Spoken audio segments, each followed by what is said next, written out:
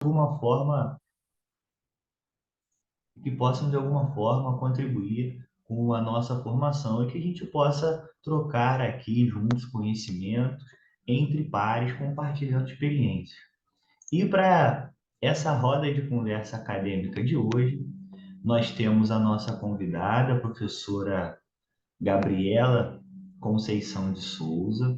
A professora Gabriela é formada em Educação Física pela Universidade Gama Filho, com mestrado também em Educação Física e doutorado, sob orientação do professor Sebastião José Votri. A professora Gabriela, ela é especialista em esportes de aventura, em práticas corporais de aventura. Ela é professora do Instituto Federal do Rio de Janeiro e que é uma das redes que mais desenvolve as práticas corporais de aventura no Rio de Janeiro. O grupo de professores do IFRJ tem um trabalho muito interessante sobre práticas corporais de aventura, esportes de aventura, e a professora Gabriela vem trabalhando com as práticas corporais de aventura em diferentes níveis de ensino, nas aulas de educação física, na pesquisa, nas atividades de extensão, e por esse motivo nós convidamos a professora Gabriela para poder compartilhar com a gente hoje um pouco do trabalho que ela tem feito, um pouco sobre as práticas corporais de aventura, na perspectiva, né, que nos coloca a BNCC. Espero que vocês aproveitem o encontro de hoje. Professora Gabriela, fica à vontade, é um prazer ter você aqui com a gente para mais uma atividade do nosso grupo. Obrigada, Felipe. Bom dia, pessoal. Bom dia a todo mundo. Prazer enorme estar aqui mais uma vez com vocês. Eu venho acompanhando aí no grupo, né, esses encontros, é sempre maravilhoso. E vou compartilhar com vocês aqui um pouco do que o Felipe falou para vocês, né, que foi essa minha trajetória. Eu vou compartilhar aqui porque eu vou começar com uma atividade com vocês aqui que eu faço com os meus alunos. E eu vou fazer com vocês e a gente vai ver no que vai dar. Vou compartilhar aqui. Felipe, eu coloquei, eu suponho que já estejam começando a ver a apresentação. Eu coloquei para o Felipe, nesse que eu fiz essa capa aqui que a gente usa muito lá no IFRJ, que são esses bonequinhos que a gente fez lá para as nossas atividades, né? Depois vocês vão ver um pouquinho mais. E a gente vai começar com vocês dizendo o que é aventura para vocês.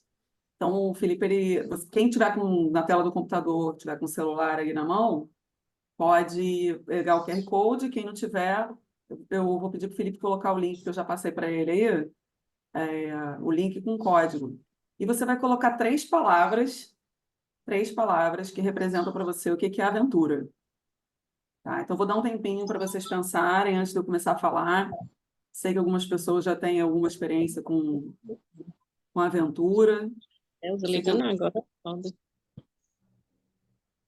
Não, amiga, não dá para atender agora, não. Se vocês puderem ir pegar esse Eu QR Code coloquei ou o link. Tá. o link também aí no chat. Bota Cecília, por favor, bota nesse link que eu pedi para vocês colocarem, vai ter uma caixinha, 3 caixinhas para você colocar a palavra. Então, coloca lá, porque a gente vai ver agora aqui uma nuvem de palavras que vai estar sendo formada justamente pelas palavras que vocês estão digitando. Então, por favor, entre nesse link. Acho que ele mandou aqui no chat, peraí. Tira do chat, bota lá no... Coloquei o link no chat e logo em seguida, quando você clica no link, vai solicitar um código. Aí tem esse código aí também que está junto com o link. Então, ó, vamos ver como é que essa nuvem de palavras já está se formando. Ó. Aqui, ó, já está se formando uma nuvem de palavras. Eu não consegui, não. Tem um link no chat, Lilian, tem um link, e aí vai te botar no lugar que vai te pedir um código. Aí você vai colocar esse código. Vou dar só um tempinho para vocês fazerem essa atividade aí rapidinho, para a gente ver como é que vai ficar essa nuvem de palavras. Vocês estão conseguindo ver a nuvem se formando? Eu não vou apertar muitos comandos aqui, não, porque meu computador não está muito confiável. Mas eu acho que vocês já estão vendo aí a nuvem se formando, né, gente? Leitura para você. Tá formando. Tá Sim, sim. formando. Vamos digitando aí 3 palavras que representam para você a aventura. A nuvem está crescendo, hein? A nuvem está crescendo, vai se modificando a partir das palavras que vão sendo ditas aí pelo pessoal. Ó, eu não sei onde é que é para colocar esse código, não. Vou botar aqui no chat mesmo. Tá, então deixa eu botar para você aqui. Deixa eu ver se eu... Aqui. Eu acho até que eu habilitei para que pudesse escrever mais uma vez, se eu não me engano, né? Sim, dá para responder de novo aqui. Dá sim, dá para vocês responderem quantas vezes vocês quiserem. Aí eu coloquei livre, de 3 em 3 palavras aí. Vou dar mais um minutinho só para vocês escreverem e eu poder continuar aqui para a gente ver que caminho a gente vai tomar com essa nuvem de palavras aí ao Curioso, final do Gabi. nosso encontro. Oi? Estou curioso. Vou botar mais uma vez aqui para vocês verem como é que a nuvem está. E aí, Ou a gente deixa para mostrar depois, Felipe? Gabi, botei no chat, tá? Desculpe. Isso Tá. é demais para mim. Eu acho que se você deixar para apresentar depois, fica mais dramático. Então tá. Então vamos lá.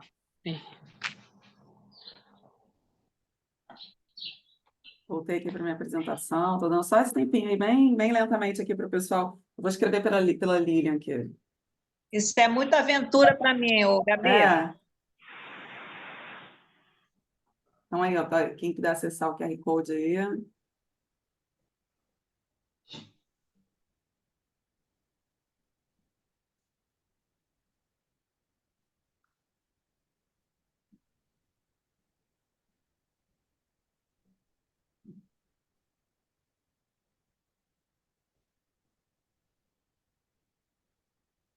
Deixa eu ver como é que está a nuvem aqui. Então vamos lá, gente. Vou dar continuidade aqui então, tá? Bom dia, Vocês- não estou conseguindo enxergar a nuvem, não. Onde é que Não, já parei de passar, já parei de passar. Eu vou botar no final para a gente ver como é que ficou, para ficar dramático, vocês verem o que aconteceu. tá bom, valeu. Eu acho que eu tive que parar aqui, peraí, rapidinho. Tá bem maneira, tá bem maneira. Vou só botar aqui, peraí. Estou curioso, hein? Deixa eu compartilhar de novo aqui. Então, vamos lá, Tomara agora eu que vou dar ninguém tenha continuidade. colocado uma besteira. Felipe, confirma para mim, por favor, então, se está no modelo de apresentação. Ainda não. Agora está. Beleza. Então, vou dar continuidade aqui. Gente, então, só para fazer, tem alguém com áudio aberto aí que está fazendo bastante.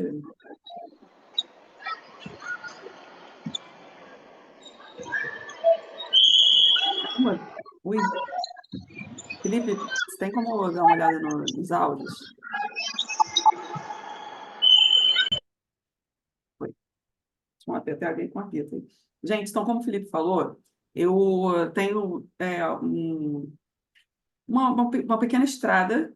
Coloquei essa estradinha aí porque é uma estradinha dos fundos lá da minha escola, da escola que eu trabalho, no Campus Pinheiral, onde eu cheguei em 2014. Então, eu acho importante me situar aqui, porque muitos de vocês aqui me viram muito nas questões das lutas, nas questões de gênero. Então, acaba assim, pô, como é que ela caiu de paraquedas aqui nessa parte da aventura? Então, eu acho que eu sinto necessidade de mostrar essa foto aqui, que é uma foto que representa o meu início nas práticas de aventura. Na época, nem em 2014, não se falava tanto, né, em BNCC, muito menos no ensino médio, né, que é onde a gente trabalha lá no FRJ Pinheiral. E aconteceu que o professor Ulisses, que é esse professor aqui, eu acho que vocês estão vendo minha setinha, eu suponho, o professor Ulisses, ele era professor substituto lá no Campus Pinheiral, e ele já tinha essa prática do esporte de orientação, ele já era atleta de orientação, ele levou a orientação lá para o Campus Pinheiral. E ele ia sair, por ele ser substituto, ele iria sair, e essa modalidade ficou órfã lá dentro da escola. Eu falei, cara, essa modalidade não pode morrer aqui. É uma escola agrícola, né? Uma escola que tem 318 hectares de escola, né? Estou lá há 10 anos, fazer 10 anos esse mês agora, mês de abril, e eu não conheço a escola toda, estou longe de conhecer a escola toda. Só de trilhas são 35 hectares, né? Fora são 19 fazendas dentro da escola, então uma escola agrícola. E eu falei, gente, a orientação não pode morrer aqui dentro. Imenso. Então, esse curso aqui, essa foto, foi uma capacitação que o Isaac, que hoje está, ele é representante de um clube de orientação, do Audazes, mas ele também é da federação, ele é mapeador, né? Um mapeador muito renomado no Brasil e fora também. Então, eles pediram para fazer um estadual de orientação dentro do nosso campus, né? O tamanho do campus que tem. Eles falaram, não, dá para fazer um campeonato estadual aqui dentro. Aí a gente falou assim, tá, qual vai ser a contrapartida da federação para a gente? Aí eles, pô, a federação não tem dinheiro não. Eu falei, pô, eu quero mais que dinheiro, eu quero conhecimento. Então, oferece para a gente uma capacitação aqui para os professores da região e vocês fazem o estadual de vocês aqui dentro. E foi aí que começou a minha trajetória dentro da orientação e nessa compreensão do que é a aventura e o que são as práticas de aventura. Com isso, a gente criou um projeto de extensão, eu, a professora Cássia que está aqui em cima. A Cássia, que nessa ocasião aqui, ela era professora do município de Resende, e hoje ela é do IFRJ Campus Resende, né? Ela passou no concurso alguns anos depois. E hoje nós somos super parceiras, a gente trabalha tanto com orientação dentro da escola, com os estudantes, no ensino, na pesquisa e na extensão, como também na formação dos professores, né? Então, a minha trajetória na orientação, ela foi me fazendo estudar mais sobre a aventura, sobre as práticas de aventura. Então, o que cheguei no material que eu tenho para mostrar para vocês hoje. Mochila! É, É a sua mochila! tem um áudio que está... Então, eu só queria me apresentar aqui para vocês, nesse sentido, para vocês verem que não é do nada que isso aqui entrou, né? Já tem um certo tempo. Acabei me tornando atleta de orientação, cheguei a participar de campeonatos brasileiros, fui vice-campeã brasileira no brasileiro que eu participei da minha idade, né? Obviamente. Aí, na orientação, a gente vai ter oportunidade de falar um pouco mais. Mas acabou que eu fui emergindo nisso nas capacitações, fiz curso de mapeador, aprendi a mapear, aprendi a fazer bastante coisa para poder levar para a escola, principalmente uma escola com potencial como o Campus Pinheiral tem, né? Então, eu tenho total consciência de que o Campus Pinheiral ele me oferece uma oportunidade que muitas escolas não têm. E o desafio de falar para vocês sobre isso é exatamente estar falando de um lugar como esse, e a gente vai ver para onde a gente vai caminhar daqui para frente. Então, uma das primeiras dificuldades que eu tive, que eu acho que vocês podem ter também, é essa questão da nomenclatura, né? O que é mais usado, o que é o certo, né? O que a gente pode falar que não vai cair em erro nenhum. Então, eu já trouxe para vocês alguns autores, alguns de muitos, né, que seriam muitos para eu colocar aqui, que vão trazer algumas dessas nomenclaturas para a gente discutir. Se ele é um esporte, ele vai ser um esporte, ele vai ter regras sempre, ele é institucionalizado, né? Existe uma federação, existe uma confederação, né? Ele vai ser uma atividade entendendo as questões da experiência humana, entendendo as questões socioculturais. Ele vai ser uma prática, né, que vai vir da cultura corporal do movimento, que ele vai vir de uma prática, entendendo a prática como algo que você também experiencia no seu próprio corpo, né? Então, qual seria a nomenclatura mais adequada? Quem quiser interromper a qualquer momento para falar, eu não estou vendo vocês, né, porque estou no modelo de apresentação, é só avisar aí, tá? Não precisa esperar acabar de falar, não. Pode me interrompendo. Então, esses autores aqui, principalmente Bandeira, né, em 2016, na sua tese, ela já vem trazendo essa questão dessa nomenclatura. Eu coloquei só alguns aqui, tá? Tem muito mais do que isso, mas muito mais mesmo. E quanto mais eu procuro saber sobre isso, mais nomes eu vou descobrindo, né? Mais nomes eu vou aprendendo, até porque muitos eles vão sendo traduzidos, né? Então, você tem outros países que têm essas práticas, algumas práticas em determinados meios, justamente pelas características geomorfológicas, geográficas, culturais, inclusive, e eles vão trazendo outros nomes, aí as pessoas vão tentando traduzir. Aí da tradução do inglês para o português, e assim vão chegando alguns nomes aqui para a gente. Então, que nome seria esse, né? Que nome vai remeter ao que é um esporte selvagem? Como assim uma coisa institucionalizada, mas ele vai ser selvagem? Se o selvagem é uma coisa que remete ao nativo, se é uma coisa que remete ao não civilizado, né? Ao que não tem uma regra, como é que vai ser um esporte? Como é que ele vai ser um esporte da natureza? Da natureza, na natureza. Não vi que tá.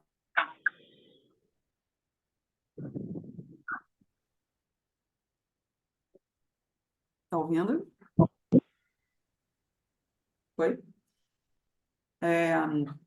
Então, quando a gente fala de um esporte da natureza e na natureza, qual a diferença entre eles? É extrema. Extremo de quê? É radical para quem? E se a gente está falando sobre práticas que vão levar a gente a uma fruição, que vão levar a gente a uma experiência da nossa condição humana, do nosso dia a dia, do nosso cotidiano, o que tem de radical nisso? O que vai ter de radical numa caminhada, por exemplo? O que vai ter de radical numa experiência que a gente vai ter no campismo, por exemplo? Né? Então, nos esportes alternativos, também teve uma época que isso pegou muito, né? Os esportes alternativos, inclusive esse nome é usado até hoje por algumas práticas que elas vão fugindo do hegemônico, que elas vão fugindo daquele quadrado mágico, que elas vão fugindo do vôlei, do handball, daquilo que a gente faz em predominância dentro da escola, né? Então, o que é alternativo a quê? Alternativo a qual prática? Né? Então, seria um esporte de aventura, e o que vai remeter à aventura? O que vai ser essa aventura? Então, se a gente usa atividades antes, atividades físicas, a gente vai ter um componente do condicionamento físico desse sujeito, é necessário você ter uma demanda física para você estar, de fato, interagindo com aqueles elementos que estão na prática esportiva ou na prática não esportiva, mas na aventura, da aventura? Outdoor, indoor, né? Quando justamente vai entrar essas questões relacionadas a essas traduções.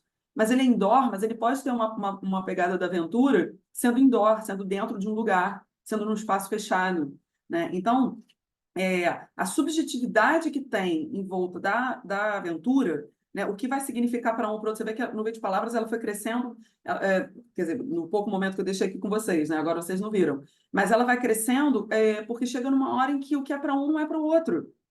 E essa subjetividade é justamente o tempero da aventura, né, em que alguns autores vão levar para o campo do imprevisto, eles vão levar para o imprevisível, eles vão levar para a incerteza, eles vão levar para a imprevisibilidade, eles vão levar para vertigem, para o desequilíbrio. Então, são experiências que você começa a ter, que você começa a prestar atenção no que vai se remeter às práticas corporais de aventura, né? Então, por que a gente precisa determinar? Por que a gente precisa enquadrar isso aqui em algum lugar? Por que a gente precisa determinar se algo é prática corporal de aventura, se é prática de aventura, se é atividade, se é esporte? A gente também precisa perceber que existem espaços sendo ocupados em que as definições elas vão legitimando essas práticas dentro desses espaços. Então, existem políticas públicas que são feitas para isso. Então, se a gente está, por exemplo, falando alguma coisa no campo do lazer, a gente vai pegar práticas em que vão valorizar esses espaços de lazer na construção de parques, na preservação de espaços de reserva, em que as pessoas vão poder usar gratuitamente. Nós estamos falando de um ecoturismo, nós estamos falando de até uma institucionalização esportiva que vai trazer fomento para a legitimação desses espaços. Então, muitas vezes, a gente vai ver que é importante, sim, a gente chegar a enquadrar alguma coisa em determinadas nomenclaturas, determinadas classificações, que a gente vai ver daqui a pouco, um pouco mais. É importante a gente fazer isso justamente por conta da compreensão que a gente vai ter dos espaços que a gente vai ocupar, das políticas que vão ser feitas nesses espaços, nas políticas que vão ser feitas para que a gente possa pensar e ressignificar o nosso espaço, o nosso cotidiano, né? Então, é importante a gente pensar práticas corporais de aventura, por exemplo, que é o nome que a gente conhece hoje, que é a forma como a gente apresenta hoje isso, essa temática dentro da escola. A gente escolheu hoje práticas corporais de aventura porque a BNCC trouxe para a gente dessa maneira, e a gente vai falar mais sobre isso daqui a pouco. Mas a gente assume esse nome, mas é preciso que a gente entenda o quão plural isso tudo é, o que por trás disso tudo tem, né? A gente não pode reduzir todas essas práticas a práticas corporais de aventura. Então, em cada momento, em cada situação, a gente vai ver isso diferente. Então, os sentidos que a natureza vai oferecer para a gente na educação física, quais seriam essas interfaces? Então, é importante também a gente pensar como que os autores vêm trabalhando essa temática para pensar as práticas corporais de aventura, né? Então, para toda a problemática e todas as discussões que a gente já teve sobre BNCC, a gente tem que pensar que a prática corporais de aventura ela entrou no momento em que há uma discussão que não é tão antiga assim, né? Se a gente pegar autores antiquíssimos que trabalham sobre esse campo, não vamos muito para a década de 80. Não vamos, né? Estão todos muito recentes ainda. Então, a gente pega alguns autores que vão trabalhar justamente essa questão, por exemplo, do que seria uma sociedade moderna naturalista, antropocêntrica e globalizante. Então, nos estudos que eu venho trazendo para entender um pouco mais essas questões das práticas de aventura na escola, é preciso a gente entender essas perspectivas, que já seria uma outra pergunta que eu poderia fazer para vocês. Como vocês entendem que a natureza é não só a aventura, mas a natureza? Como vocês entendem? Então, por exemplo, eu coloquei essa foto aqui, que é uma foto da escola que eu trabalho. Esse teto aqui é uma fração dos prédios que tem lá no nosso campus, e tudo que vocês podem ver de montanha é a nossa escola. Então, olha a quantidade de intervenção humana que a gente vai ter no meio de tantos verdes. Ah, tem poucos prédios e muito mais verde. Mas o que tem por trás de toda essa intervenção? Isso tudo aí já foi plantio de café.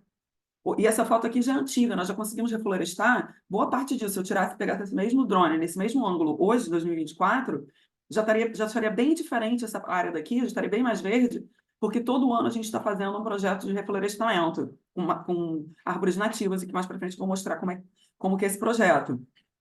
Isso tudo aqui já foi plantação de café. Isso tudo daqui já pegou fogo várias vezes e foi completamente extinto, ficou totalmente na terra várias vezes, né? Então, como que a gente pensa esse espaço hoje? Como é que a gente pensa? Eu estou falando de uma área rural, ok? Mas eu poderia estar falando de várias outras áreas, inclusive em áreas urbanas. Mas como que a sociedade moderna pensa? Quem é esse sujeito naturalista? Quem é esse sujeito que pensa uma natureza intocada? Que pensa que está todo mundo junto? Que isso tudo é natureza. Por mais que você tenha uma intervenção humana, tudo é natureza. Ela é a natureza e com intervenção humana, mas todos estamos interagindo juntos, pensando essa preservação, né? Eu lembro muito agora na parte da pandemia, por exemplo, não sei se vocês viram alguns vídeos das áreas que ficaram realmente confinadas, em que alguns animais que são considerados silvestres, né, leões, cervos, entravam nas ruas. Nossa, os animais estão invadindo as ruas. Será que são os animais que estão invadindo as ruas, de fato? É essa a lógica que a gente tem que pensar? Ou esse seria um sujeito antropocêntrico que vai entender a natureza servindo ao ser humano? Nós vamos usar os recursos da natureza para a gente sobreviver. Nós vamos, aí você tem toda uma valorização, inclusive, do próprio agronegócio e de você dizer, vamos usar aquele espaço para a gente poder fazer com que os seres humanos não morram de fome, né? Então, é a natureza que está servindo a gente. Ou você vai entender toda essa narrativa como algo globalizante, no sentido da complexidade que existe entre as questões socioambientais, e que existem questões políticas, existem questões econômicas. E aí entra um termo muito da geografia para a gente aqui, que é o da gentrificação, né? Quando a gente vê um espaço em que tem as pessoas entrando naquele espaço e que você precisa reorganizar ele, pensando nos impactos ambientais que aquilo ali vai ter, né? Então, para uma educação socioambiental, a gente vai pensar que natureza é essa? Que natureza é essa que a gente está dizendo que as práticas elas vão ser inseridas? Uma natureza nativa, essa natureza intocada, é uma natureza que interage, que intermeia entre política, cultura, entre sociedade. E nisso a gente vai ver a BNCC ser inserida nessa discussão, em que a gente vê um momento, eu trouxe aqui um recorte, literalmente, da BNCC, principalmente quando ela vai falar do ensino fundamental, né? Então, ela vem trazer que é uma unidade temática de práticas corporais de aventura, ela assume esse nome, que explora-se expressões e formas de experimentação corporal centradas nas práticas e proezas provocadas pelas situações de imprevisibilidade que se apresentam quando o praticante interage com um ambiente desafiador. Algumas dessas práticas costumam receber outras denominações, como esportes de risco, esportes alternativos, esportes extremos. Assim como as demais práticas, elas são objeto também de diferentes classificações, conforme o critério que se utiliza. Desse documento, optou-se por diferenciá-las com base no ambiente de que necessitam para ser realizadas, na natureza e urbanas. As práticas de aventura na natureza se caracterizam por explorar as incertezas que o ambiente físico cria para o praticante na geração da vertigem e do risco controlado, como corrida orientada, corrida de aventura, corridas de mountain bike, rapel, tirolesa, arborismo, etc.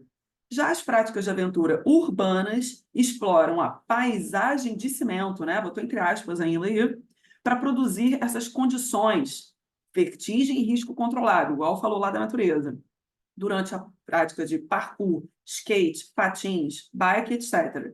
Foi eu que fiz esse grifo aqui, né? Foi eu que destaquei essas partes aqui para a gente pensar que a BNCC, no ensino fundamental, ela vem trazer com o sexto e sétimo ano as questões dos esportes urbanos. E vai dizer que o oitavo e o nono é voltado para a natureza. Só que acabei de comentar com vocês o que vai ser essa natureza. Como que as pessoas que escreveram essas práticas aqui trouxeram para a gente o que é essa perspectiva da natureza? Como eu venho mostrando para vocês, são autores que vêm discutindo isso de uma maneira muito ampliada, que é a forma, inclusive, como eles dizem para a gente trabalhar as práticas corporais de aventura no ensino médio, dessa maneira ampliada, dessa maneira de aprofundar o que foi trabalhado nas questões do ensino fundamental. Mas como que a gente pensa esses espaços, como alguns autores vão trazer, domesticados? Quando a gente pega, por exemplo, o próprio rapel, vamos colocar aqui o rapel que ele deu como exemplo, como algo na natureza. Muitas vezes você vai ter uma intervenção de colocar um grampo. Quando você vai fazer uma tirolesa, você tem que colocar toda uma sustentação para você gerenciar aquele risco, para você, mesmo com você vai ter uma incerteza, que é a vertigem, né? Que você vai ter aquela sensação, todas as sensações envolvidas na aventura, mas você vai ter feito uma intervenção humana. Então, que natureza é essa? O arborismo muito mais, né? Vou mostrar algumas imagens aqui para vocês. Muito mais, que você precisa ter uma série de intervenções em que você vai controlando tanto aquele espaço que ele deixa de ser tão ativo assim. Ele deixa de ser tão natureza assim quanto você está pensando. Então, acaba se tornando uma questão muito mais de representação do que, de fato, ele é. É muito mais o que as pessoas vão pensar que aquele espaço seja, em que você vai se sentir na aventura, porque você tem muito em verde em volta de você. Meu Deus, será que tem uma cobra aqui? Nossa, quantos mosquitos tem aqui? Às vezes as pessoas vão ter a sensação de que ter muitos mosquitos, elas estão no meio de uma mata. Né? Então, a gente está vivendo aí uma situação, por exemplo, com relação à dengue dentro das zonas urbanas, mas as pessoas, às vezes, vão ter essa representação de estar no mato porque tem muitos insetos. Né? Então, quais são as representações que a própria BNCC ela vai fazer com que a gente consiga sentir? Então, esses autores eles vão trazer que as sensações, essas percepções subjetivas, elas vão estar relacionadas à aventura, só que tudo está no corpo, tudo está na prática. Né? Então, você deve ter professores, alguns autores que vão criticar práticas corporais, é como se fosse algo redundante, né? Práticas corporais. Se a própria educação física já está na área de linguagens, por ser uma forma da gente se expressar no mundo, entendendo a subjetividade da gente enquanto um sujeito histórico, um sujeito cultural, né? Um sujeito que tem toda a sua subjetividade por trás. Para que dizer que é uma prática corporal de aventura? Né? Então, a gente assume a prática corporal de aventura porque a gente vê a BNCC como uma oportunidade da gente entender as práticas de aventura na escola. Quando a gente vai justificar a compra de um material, quando a gente vai justificar um espaço, a produção de um espaço, quando a gente vai a obra de um espaço, a garantia de um espaço, poxa, deixa esse cantinho aqui para mim, poxa, deixa esse espaço aqui para mim, esse canteiro, essa praça. Então, quando você vai pensando esses espaços dentro da escola, a BNCC, ela acaba ajudando a gente, por mais que ela não aprofunde todas algumas das questões que eu já trouxe aqui para vocês, né, que são muitas, eu estou trazendo só algumas pinceladas para vocês dessas discussões, eu convido a ler os textos na íntegra para que vocês possam aprofundar cada uma delas, mas a BNCC ela traz essa oportunidade para a gente de sair desse lugar comum das práticas dentro da quadra. Né? Ah, mas eu só tenho um cantinho, eu só tenho um pátio, eu só tenho isso, eu só tenho uma... Então, a gente vai ter espaços que vão ser legitimados, espaços que vão ser garantidos a gente a partir da BNCC. Ela ajuda a gente a pensar isso tudo. Né? Então, é importante que esses autores tragam... Não sei se alguém falou alguma coisa. Um áudio aí. Que esses autores vão trazer essa domesticação do espaço, uma coisa que eu queria que vocês prestassem atenção. Né? Como que a gente controla todo esse espaço para que isso aconteça? Porque muitas vezes a gente vai chamar de natureza um lugar que está completamente, sofreu uma intervenção total dos seres humanos, e um espaço que é urbano, que tenta ser um lugar que chama a natureza, um parque, né? Como a gente vai ver daqui a pouco. Então, a BNCC, no caso do ensino médio, ela vai trazer uma possibilidade da gente trabalhar as questões mais interdisciplinares, que é o que eu propriamente tento fazer. Né? A gente tenta envolver, tem professores de biologia, de geografia, até de português, de literatura envolvidos. Né? Quando a gente fala sobre as questões históricas, né, da história, quando a gente fala sobre a questão da preservação, quando a gente fala sobre física, né, quando a gente fala sobre as questões da biodiversidade, da ecologia, principalmente... Eu aprendi muita coisa, justamente pedindo para fazer trabalhos interdisciplinares com os professores, eu aprendi muita coisa. Eu falei, caramba, nossa, eu nunca tinha me tocado em que eu podia usar a orientação, que eu podia usar o slackline, que eu podia usar essas práticas para falar sobre esses temas na própria educação física. Porque muitas vezes a gente sabe que aquilo dali é apropriado do conhecimento que a gente não está aprofundado, e que esse aluno muitas vezes vai saber mais do que a gente, porque ele está tendo essa disciplina naquela aula. E como a gente tem hoje, no caso dos institutos federais, é algo que sempre existiu, né? A essência do Instituto Federal sempre existiu os projetos integradores. E é algo que a BNCC, né, vem trazendo também ter alguma coisa voltada para os projetos integradores. Então, há uma riqueza muito grande de oportunidades que a Práticas Corporais de Aventura, através da BNCC, trouxe para a gente, né? Então, e a forma como no ensino médio a gente pode trabalhar essas questões. Então, o Inácio, em 2021, ele vem trazer uma ideia de que o planejamento da inserção das práticas corporais de aventura na educação física, ele será tanto um resultado dos interesses dos professores como dos alunos, né? E quanto das condições ambientais, às quais acrescentamos as condições físico-estruturais. Então, aonde é que está essa escola, né? Onde é essa escola? Eu estou falando para vocês de um lugar de uma escola completamente fora da curva, eu compreendo. Mas eu também tenho escolas para mostrar a vocês aqui que é muito parecida com a de vocês, seja ela qual for. Mas como que é essa escola? Né? Qual a estrutura arquitetônica dessa escola? Né? Quais são as demandas socioambientais dessa escola? Ela está num espaço de preservação? Ela tem algo de preservação perto dela? Ela tem alguma coisa relacionada às questões de saneamento que se possa discutir ali em volta, né, do entorno dessa escola? Né? O que tem ali? São valões, né? Já foi aterro? Qual é a história que tem por trás daquele lugar em que hoje você pode trazer para essa leitura socioambiental que a gente pode fazer através das práticas de aventura? E você, inclusive, pode escolher a prática que você vai trabalhar a partir de algumas dessas respostas aqui, né? Qual é o entorno da escola? Quais as condições financeiras da escola para ela poder te apoiar, para você poder comprar material, ou até não só comprar material, mas você trabalhar na própria infraestrutura da escola, na perspectiva da educação socioambiental através da educação física. A proposta político-pedagógica dessa escola tem essa formação? Tem essa pegada? Né? Ela tem essa preocupação? Ou pode passar a vir a ter a partir dessa leitura que vocês podem começar a fazer? Então, alguns autores eles vão trazer para a gente a importância dessa formação, dessa capacitação, assim como a gente está fazendo aqui agora, e que tem muito mais para onde ir. E é como eu falei para vocês, a partir de uma necessidade que eu senti de que tivesse continuidade essa prática lá na nossa escola, coisa que eu jamais pensei em trabalhar, nunca passou pela minha cabeça trabalhar com essas questões socioambientais, eu comecei a fazer uma capacitação atrás da outra para poder atender a uma demanda que eu vi que era muito específica da nossa escola. E acabou que a gente conseguiu levar isso para vários outros campos do IFRJ, independente de onde ele esteja. E vou mostrar mais para frente para vocês como isso acontece. Alguém quer falar alguma coisa? Para isso, então, a gente precisa trabalhar a questão das capacitações, das classificações, né? Classificação das práticas corporais de aventura. E aí eu quero que vocês entendam que eu vou assumir, a partir de agora, críticas ou não, o que são práticas corporais de aventura, que são práticas corporais de aventura. Agora eu posso falar práticas de aventura, mas entendendo que eu estou assumindo esse nome aqui. Então, ó, essa foto já é uma foto lá do Parque de Itatiaia com alunos do Campus Resende, né? Então, que foram fazer esse passeio, eu quis trazer essa imagem aqui para vocês. Então, o que seriam essas classificações, né? A gente tem alguns autores que eles vão trabalhar as classificações a partir de vários critérios, né? Eu trouxe, não necessariamente é para ler todos aqui, mas eu queria que vocês entendessem apenas que houve uma tentativa, né? Já há alguns anos, uma tentativa da gente classificar o que são essas práticas de aventura. Então, alguns eles foram para o campo que seriam as questões mais pessoais, né? Que são as emoções que as pessoas têm, com a sensação que a pessoa tem ao fazer aquilo, né? Se você está usando um animal ou não, né? Se você está usando algum tipo de equipamento, se você está usando o que eles vão chamar de artefato, né? Uma asa delta, alguma coisa. E quais são as sensações presentes naquilo?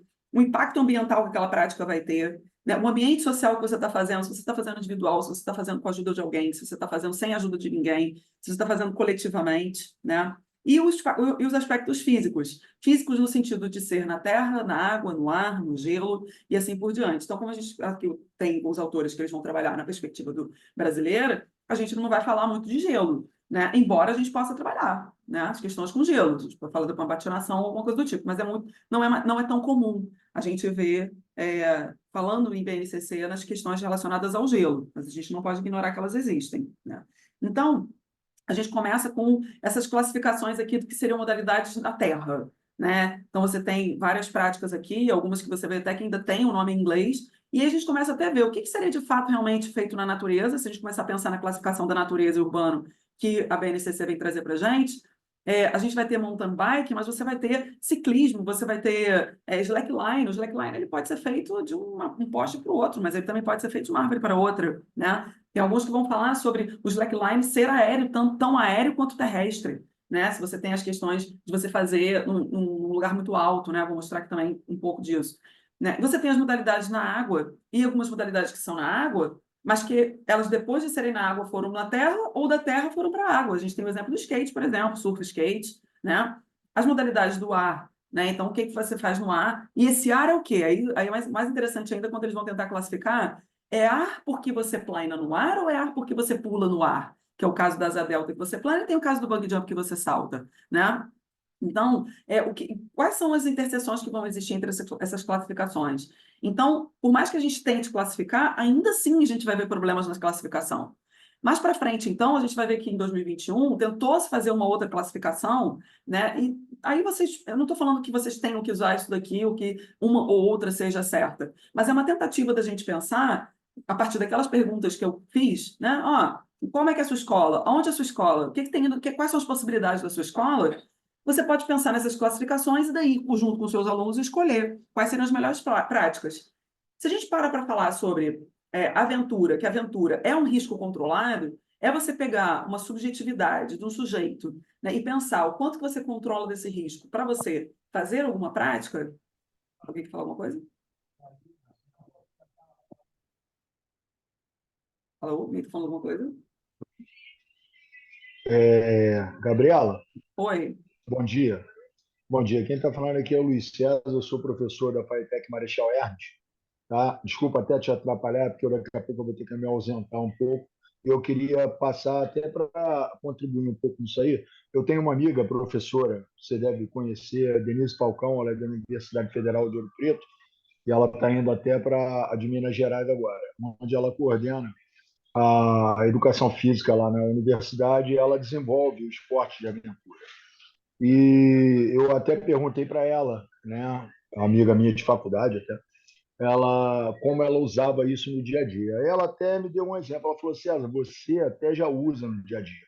Eu sou da área aquática, tem a parte de travessias, né? Aqui no Rio, a gente hoje tem a parte de natação no mar.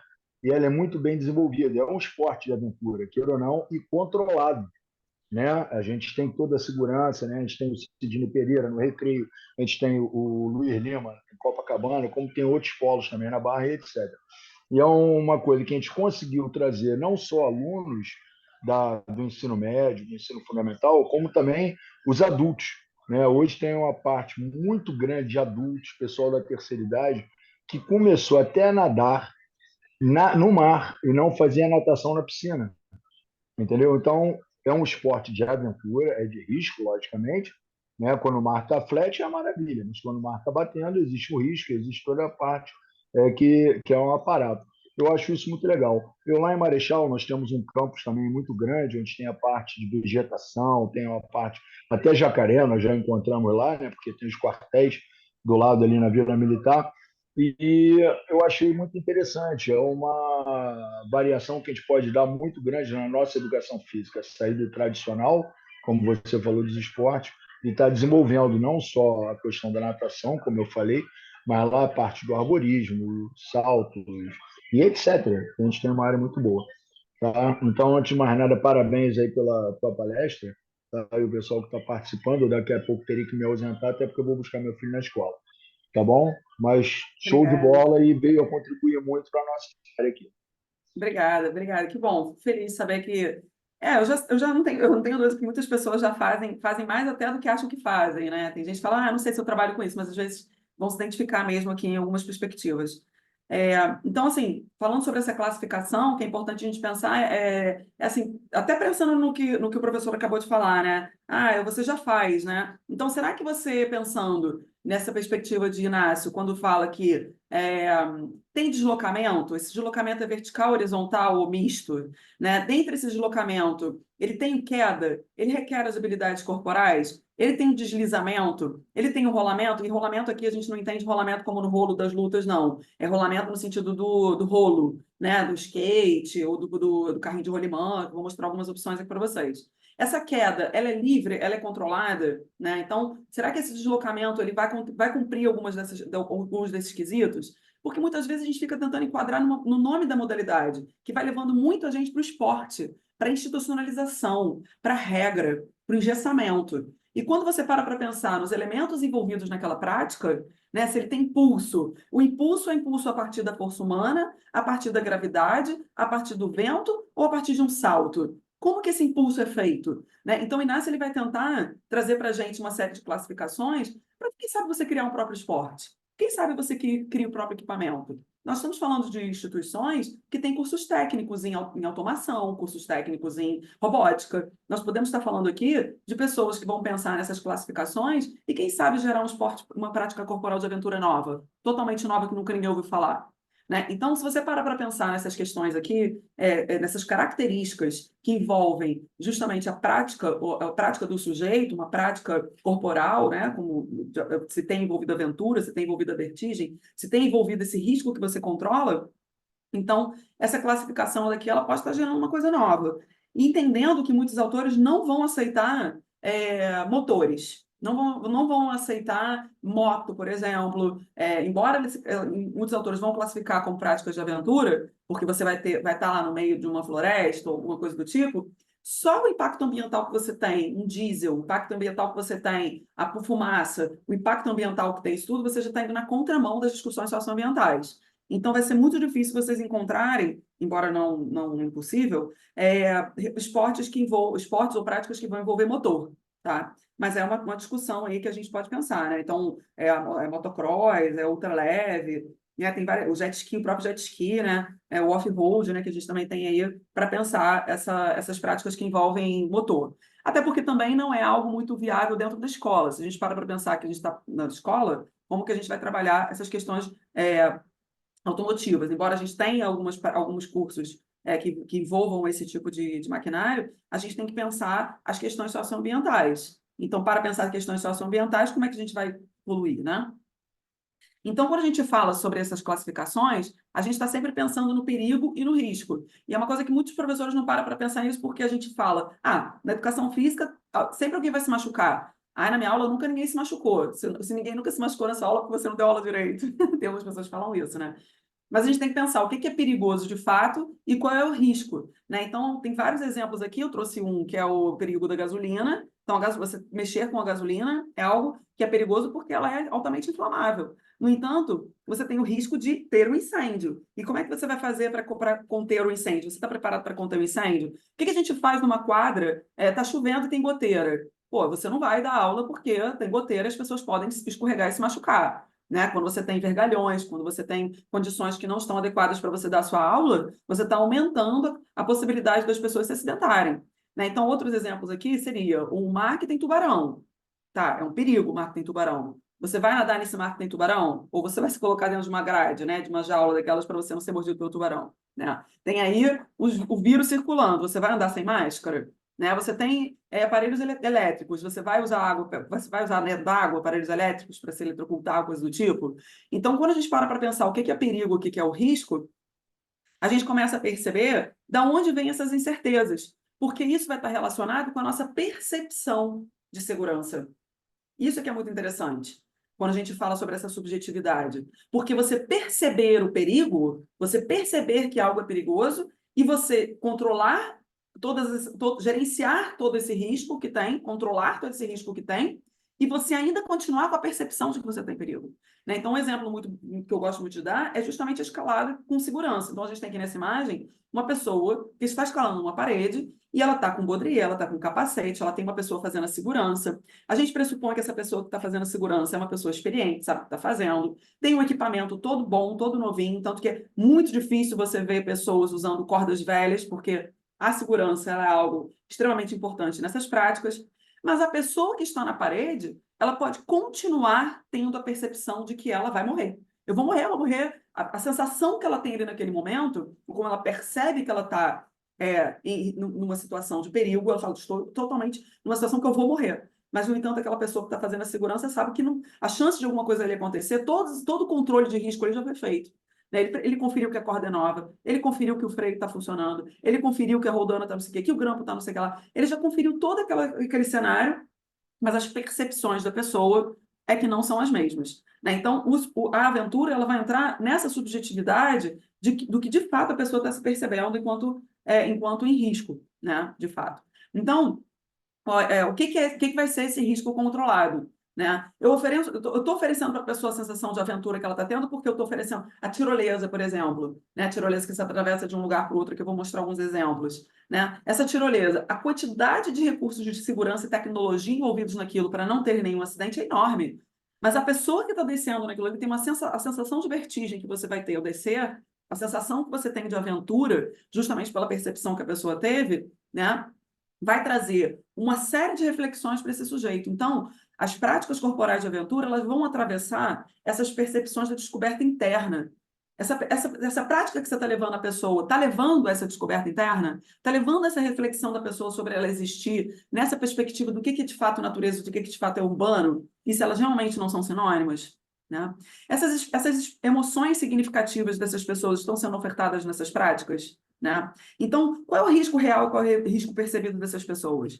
Quando você vai fazer um passeio com alguém num rio, por exemplo, esse rio daqui é tranquilo, não tem correnteza, ó, super rasinho e tal. Será que você realmente identificou se aquela vegetação dali, ela realmente não é escorregadia? Se você fez uma avaliação da meteorológica para saber se vai chegar uma tempestade do nada, né? A gente viu aí agora uma série de alertas da semana passada. A gente vê que a tecnologia ela ajuda muito a gente a prever determinadas situações, tentar prever, né? Que não necessariamente você vai prever, né? Então, quando a gente vai controlando esses riscos, a gente está trazendo, inclusive, essas tecnologias e técnicas também. Então, você não vai falar assim, a professora falou que se eu pegar os equipamentos certos, se eu pegar os equipamentos de última geração, eu consigo subir o Himalaia, eu vou lá subir aquilo. Cara, você tem que ter todo um preparo para fazer aquilo, você tem que ter toda uma preparação física, técnica, as pessoas que estão envolvidas naquela prática. Então, são muitos elementos até você conseguir, de fato, gerenciar esse risco. Para que essas incertezas, na hora que você faz a sua prática, e que vai, de fato, oferecer a aventura, você possa dizer que a pessoa teve todas aquelas sensações e, no final, ela saiu bem. Tão bem quanto se ela tivesse ido jogar qualquer outro tipo de esporte, né?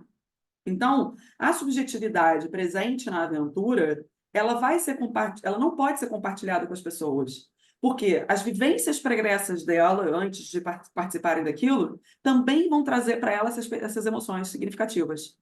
Exemplo, se você tem uma pessoa que teve a possibilidade de viver numa família de escoteiros, ou uma pessoa que costumava fazer campismo, que costumava frequentar uma fazenda, que acampava, que ia para fazer trilhas, quando ele chegar na sua aula, em que você crente que você está abafando, dando uma aula de uma escalada, essa pessoa fala assim, pô, mas eu faço isso todo final de semana.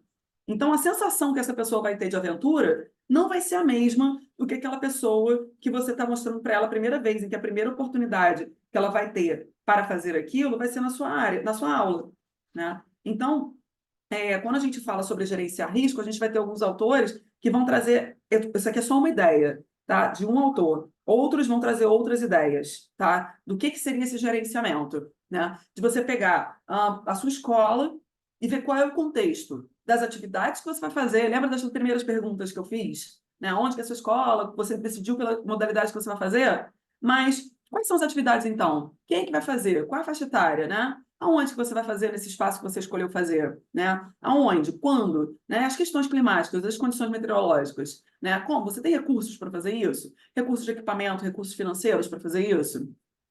Então, você vai identificar, né? O que pode dar errado se eu fizer nesse contexto?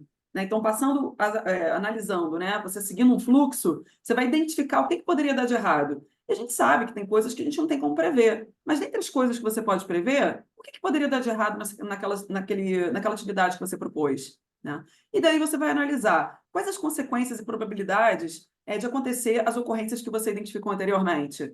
Quais as consequências? O que poderia dar... dando errado, o que eu vou ter que fazer? Né? Quais chances que tem disso daí dar de errado, de fato? Da análise, você vai para a avaliação. Quais são os riscos envolvidos naquilo? Né? Quais são os... O que vai acontecer a partir se esse aluno quebrar a perna, se esse aluno fizer isso?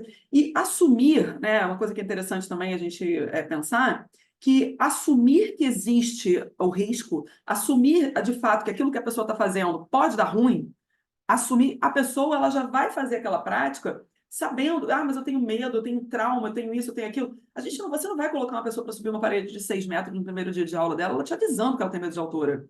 Né? Lá na nossa escola a gente tem um mirante de 4 metros, que já fica em cima do morro, que é uma das visões que a gente tem, dos mirantes que a gente chama de mirante, e tem um aluno que ele virou e falou assim, professora, eu nunca subi num lugar alto e hoje eu quero tentar. Ele quis, eu não chamei, eu não pedi, eu não falei nada, porque a gente vai fazer justamente a compreensão de todo esse contexto. E tem gente que chega disposta a fazer, né? Então, quais são os riscos envolvidos? E esse tratamento? Esse tratamento é uma das partes mais importantes, porque é justamente quando você, de fato, entende se você assumiu que tem risco ou não, né? Porque quais são as medidas que você vai tomar?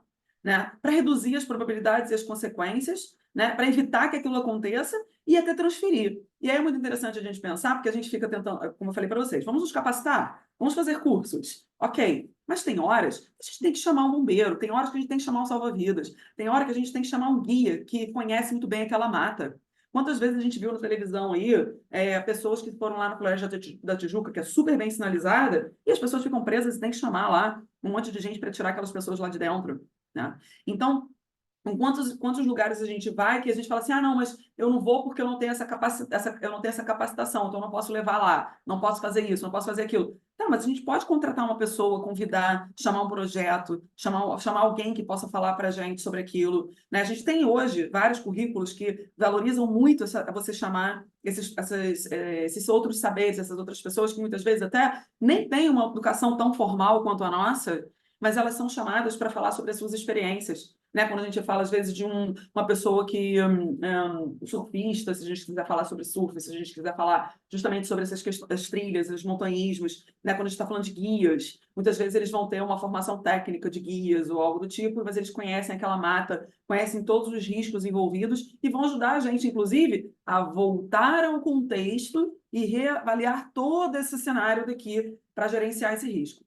Eu lembro uma vez que eu estava numa dessas formações de orientação com mapeadores, era o curso de mapeadores, ou seja, era gente do Brasil inteiro, era uma das aulas online, que depois teve a parte prática, e eu falei assim, gente, eu trabalho em escola, eu aprendo a fazer mapa para fazer mapa de escola, então vocês me desculpem, mas eu não vou colocar essa borda como borda transponível, porque eu preciso trabalhar acreditando que um aluno vai ver isso aqui como transponível, ou seja, ele pode passar por esse barranco, só que esse barranco, ele tem 2, 3 metros de altura. Eu não quero que esse aluno, ele chegue uma pessoa completamente sem noção, um aluno que está ali na emoção do momento e eu vou colocar ele passando por um barranco que ele pode se machucar. Mas você não está seguindo a regra do esporte. Aí eu falei, então tá, não estou seguindo a regra do esporte. E fiquei quieta. Então eu prefiro fazer as minhas alterações no mapa, mostrando símbolos, em que eu vou proibir aquele aluno de ir para um lugar onde eu estou evitando que ele cause um problema. Né? O pessoal ficou chateado comigo, porque eu mudei, entre aspas, a regra do jogo, né? Que é quando a gente pode até entrar naquela discussão do esporte na escola e da escola, porque eu usei a minha orientação da minha escola, em que a minha escola tem muitos barrancos, né? Então, se eu não coloco, no estadual, ele foi transponível, podia passar nele, tinham barrancos até muito maiores, né? Barrancos com 5 metros de altura, 6 metros de altura, e colocavam como transponível. Eu não posso colocar isso numa aula de educação física para alunos de 15 anos, como transponível. Né? E os caras ficaram chateados comigo. Né? Então, isso é gerenciamento. Né? Isso é a gente entender que existem essas situações e tentar prever como que o aluno faria. Vou dar outro exemplo. Na URCA, teve um campeonato estadual, aí já era estadual, ou seja, regra oficialíssima, dentro da Escola de Educação Física do Exército, não sei se quem já entrou lá sabe que tem uma parte toda bem beirando o mar, com bastante vegetação, então teve um campeonato ali dentro, e tinha uma área que ela era uma área proibida, uma zona que a gente chama churiada de rosa, uma magenta que você não pode passar nessa área. Ela estava proibida, no mapa estava escrito que ela era proibida. Uma pessoa, por conhecer a região, resolveu passar pela área que era proibida. Ele escorregou, caiu no mar e morreu. Foi exatamente o que aconteceu com ele. Ele, infelizmente, faleceu numa prova. Então, óbvio que houve toda uma comoção, uma tragédia, mas a pessoa, houve todo um gerenciamento do risco para não passar por ali, a pessoa passou e o preço foi a vida dela. Então, para a gente ver como que o gerenciamento de risco, ele existe, ele funciona, mas as pessoas elas acabam fazendo tudo em nome da aventura. Né? E quando a gente vê, por exemplo, eu acho uma loucura os surfistas de onda gigante, aquilo para mim é uma insanidade. Você sabe toda a preparação que existe por trás dos surfistas de onda gigante, né? O que tem envolvido com aquilo, né? Quais são as subjetividades envolvidas naquilo? Então, como eu venho falando para vocês, a subjetividade, tudo que a pessoa passou antes daquilo, tudo que a pessoa viveu antes daquilo, influencia diretamente as percepções de aventura dessas pessoas, né? Então, quais são as percepções que esses sujeitos vão ter do que de fato é essa aventura? Para chegar num lugar como esse, por exemplo, que vocês estão vendo na imagem agora, em que, principalmente, Dias, né, ele veio trazer na tese dele a ideia de quem foram as primeiras pessoas que chegaram no topo dessas montanhas. O que é para uma pessoa ser a primeira a chegar? E ainda que ela seja uma das últimas a chegar no topo daquela montanha, o que é a contemplação? O que é essa subjetividade da percepção de aventura para cada sujeito? Então, a gente vem trazer, por exemplo, a exemplo que é a experiência para La Roça, que vai trazer que é algo que marca. É algo que vai te fazer lembrar daquilo para sempre. As aulas das práticas de aventura, como eu trabalho com isso desde 2015, 2014, 2015, as aulas de aventura, eu tenho alunos que física, né, depois, e vem me visitar falando assim, poxa, eu lembro daquela aula até hoje, encontro nas redes sociais, e muitos lembram dessas aulas, porque são aulas extremamente significativas, porque elas trazem a experiência do sujeito, a experiência enquanto marcante, enquanto é algo que vai trazer, que vai marcar a trajetória de vida dela, a existência dela, a reflexão sobre ela existir. Então, eu tenho, como a gente leva alguns estudantes, quando a gente pode, que a gente leva alguns estudantes para visitar partes florestais ou algo do tipo, nós somos a primeira oportunidade que essa pessoa tem de sair da escola e parar no topo de uma montanha e pensar sobre a própria vida ou não, numa situação como essa aí, por exemplo. Então, nós somos sujeitos históricos. Nós trazemos a nossa bagagem que, se você subir a mesma montanha, uma vez por mês que seja, você vai ser uma pessoa diferente cada vez que você subir. Porque você já se transformou ao subir na outra vez. Subiu de novo, você já é outra pessoa a vir outra vez. Então, quando você fala assim, já fui naquela trilha, dificilmente uma pessoa que é trilheira, uma pessoa que gosta de fazer esse tipo de coisa, ela fala assim, já fui lá, não vou de novo, não. Muito pelo contrário, muitas pessoas querem voltar, porque eles querem ou visitar uma sensação e que ela sequer consegue, porque ela já é outra pessoa, e ela vai ter uma outra, e ela quer visitar de novo essa sensação, ela vai ter outra, e assim por diante. Então, quando a gente fala das práticas corporais de aventura, e que a gente traz toda essa subjetividade, e que a gente fala que é um esporte também, qual regra a gente coloca para a sensação que a gente tem ao ver uma visão dessa daí, um horizonte desse? Qual regra, qual esporte coloca a sensação que você tem ao olhar o horizonte desse?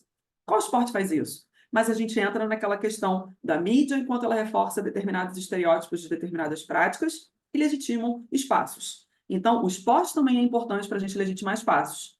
Mas eu gosto muito dessa imagem para mostrar, por exemplo, aqui a gente está vendo a Lagoa Rodrigo de Freitas com 3 pessoas. Por mais que essa pessoa esteja tentando mostrar alguma coisa para outra, a subjetividade envolvida nessa percepção do que ela está vendo muda completamente. Eu não consigo descrever o que eu estou sentindo ao estar numa sensação de aventura. Eu não consigo, porque dependeu de tudo que eu fiz a chegar até ali. Quando eu estou caminhando, quando eu estou para chegar lá ainda, quando eu estou pensando ainda no que eu vou passar para chegar ali, quando eu estou nessa parte, eu vou pensando, será que vai ter muito mosquito? Será que vai ter muita cobra? Será que vai ter muito isso? E a outra está assim, ai meu Deus, que coisa mais linda, que lugar, que cheiro puro, ar puro, ai meu Deus. E chega lá em cima, inverte a situação. Uma já está totalmente desesperada, meu Deus, aqui é muito alto, meu Deus. Uma que estava super tranquilona, fica... Então, as percepções que a gente vai tendo à medida que a gente vai passando por esses espaços, elas vão mudando absolutamente. Então, quando a gente fala do esporte, quando a gente fala dessa divisão, o que é esporte, o que é mídia, o que é o comercial, a gente tem que parar para pensar qual é a subjetividade envolvida. Você pode se identificar mais com uma do que com outra, né? Então, a gente tem uma crítica muito grande hoje pelo pessoal que faz montanhismo do que se tornou a escalada esportiva, né? Então, a gente tem uma questão, sim, comercial do que é a escalada esportiva, né? A gente tem hoje um comércio por trás disso tudo, não apenas de equipamentos, mas de espaços que vão oferecer para as pessoas essas sensações e que cada uma vai ter a sua, né? Então, você tem o que vão chamar de outdoor, o que vão chamar de indoor, né? O que você vai fazer, eu quis botar essa imagem daqui, que é algo bem baixinho, olha a distância que ele está do chão, 1,5 metro, talvez, não chega a 2 metros, mas a sensação e a percepção que a pessoa tem no desafio de conseguir botar a mão numa pedra e usar a natureza como ela está vendo ali, natura, para ela se apoiar e para ela conseguir ultrapassar aquele obstáculo, a percepção que ela está tendo sobre aquilo, o perigo que ela está correndo, meu Deus, eu estou em risco aqui agora, vou cair. Como é que ele gerenciou? Colocou o colchãozinho ali embaixo, né? Então, tudo isso que tem envolvido nessas sensações, a gente vai chamar de aventura, né? Toda essa fruição.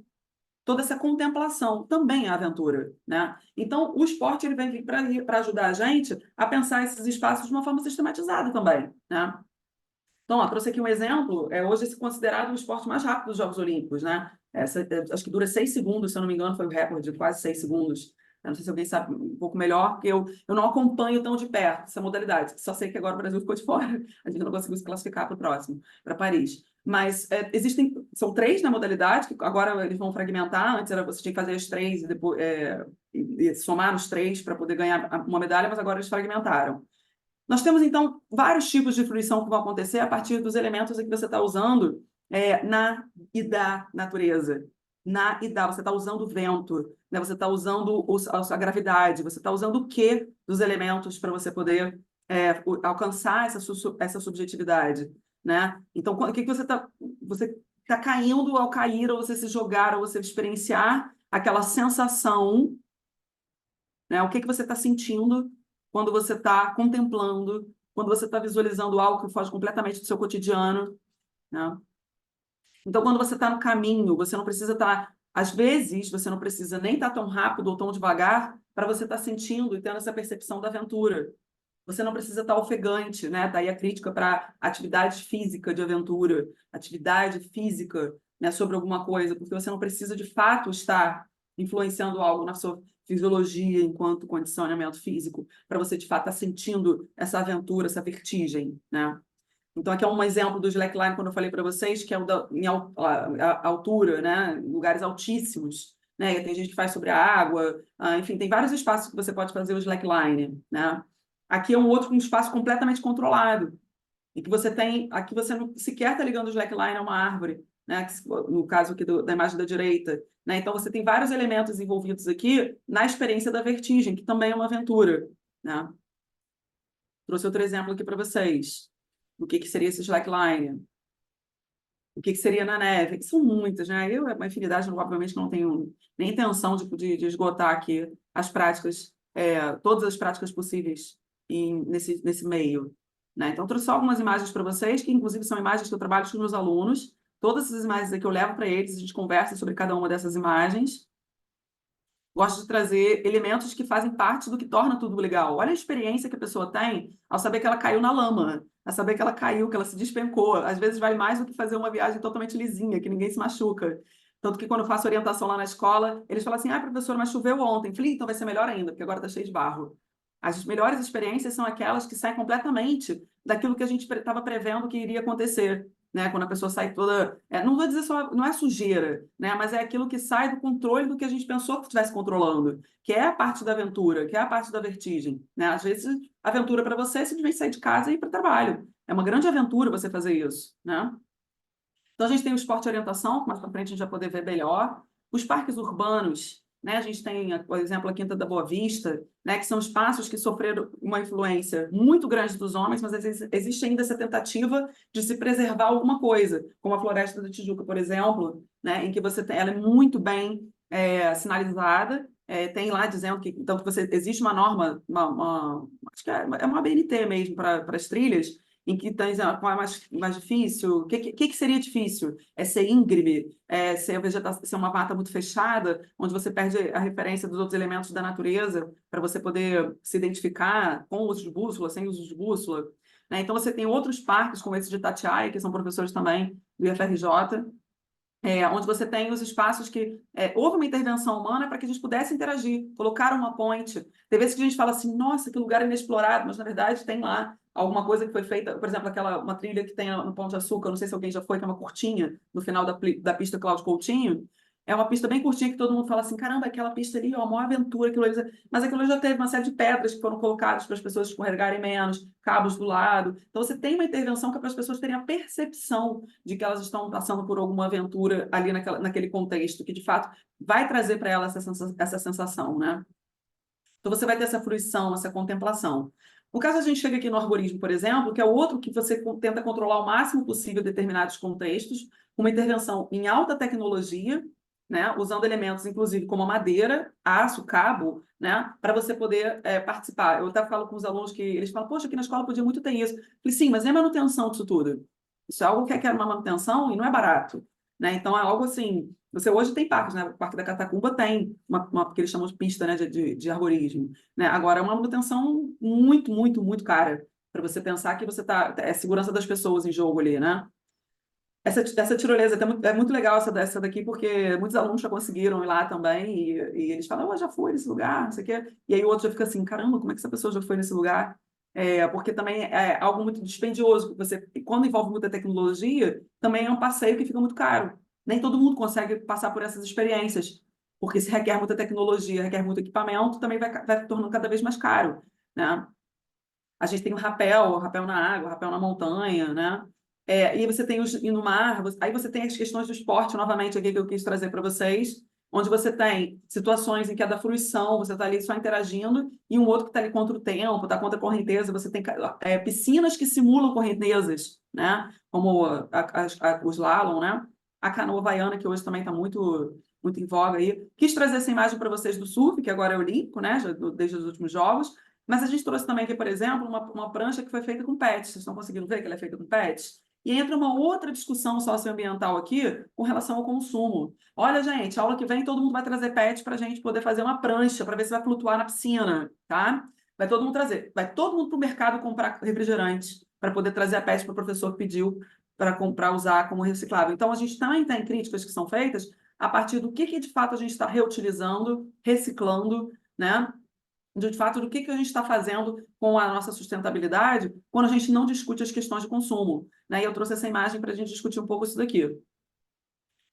Surf novamente, né? O rafting, em que você também tem vários níveis de rafting, os que usam vento também, mar, o kitesurf, o windsurf, o mergulho, né? Que também é outro que é muito dispendioso, é muito caro, né? Então, a gente vai vendo como que a gente pode trazer questões, inclusive, das perspectivas críticas da educação, quando a gente fala qual escola vai conseguir levar uma aula de mergulho. Ah, eu tenho piscina, beleza. Mas e quanto custa um tanque? Será que a gente consegue chamar aqui um projeto que vem aqui? Custo que tem para você usar um tanque desses, né?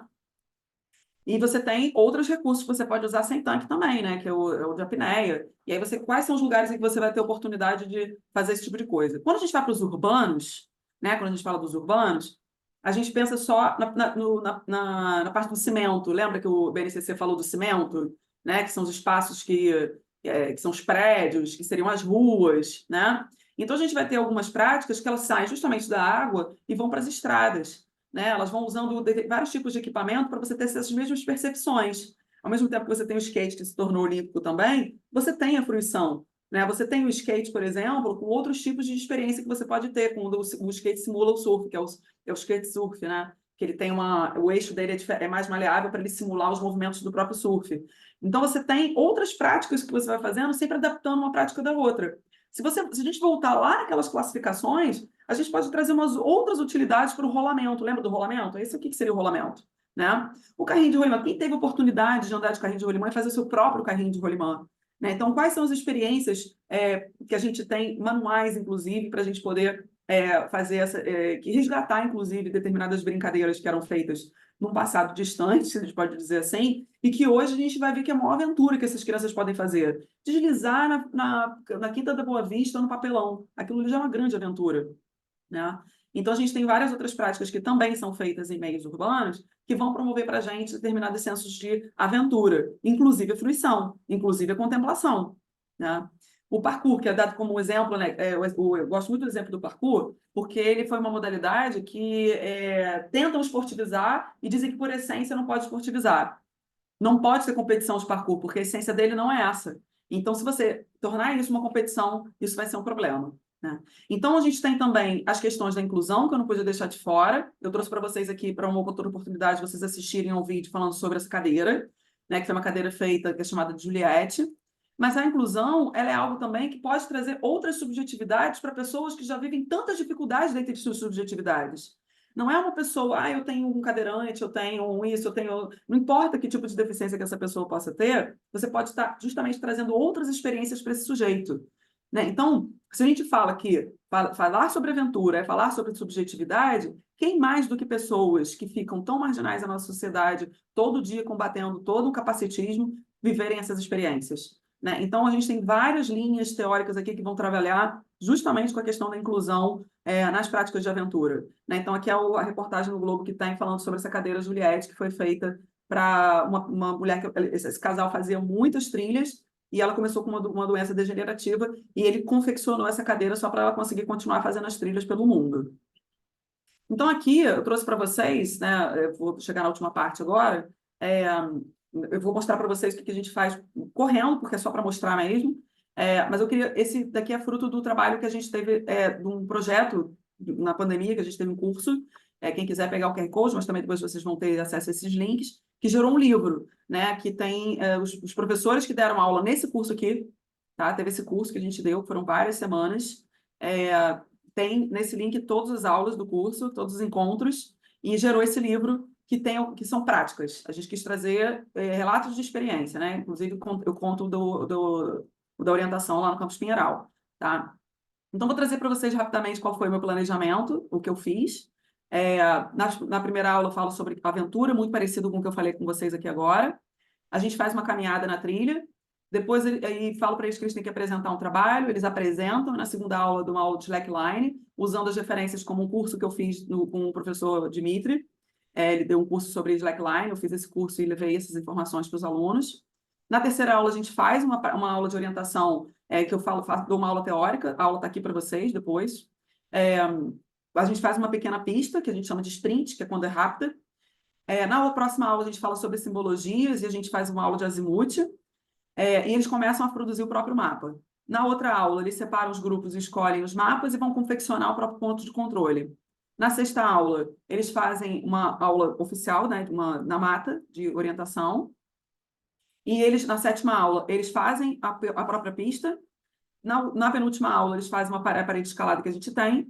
E no final, na última aula, que é uma avaliação, que nem sempre eu consigo ter, ela transita entre a oitava e nona aula, que é um acampamento que a gente consegue fazer com um evento onde envolvem todas as turmas com essas práticas. Então, só algumas imagens das aulas, que é a caminhada, aula de slackline, né, que eu falo um pouco dessa história, mostro como é que monta, falo sobre essas questões de segurança, em todas as práticas a gente fala muito sobre isso, sobre justamente o gerenciamento do risco, né?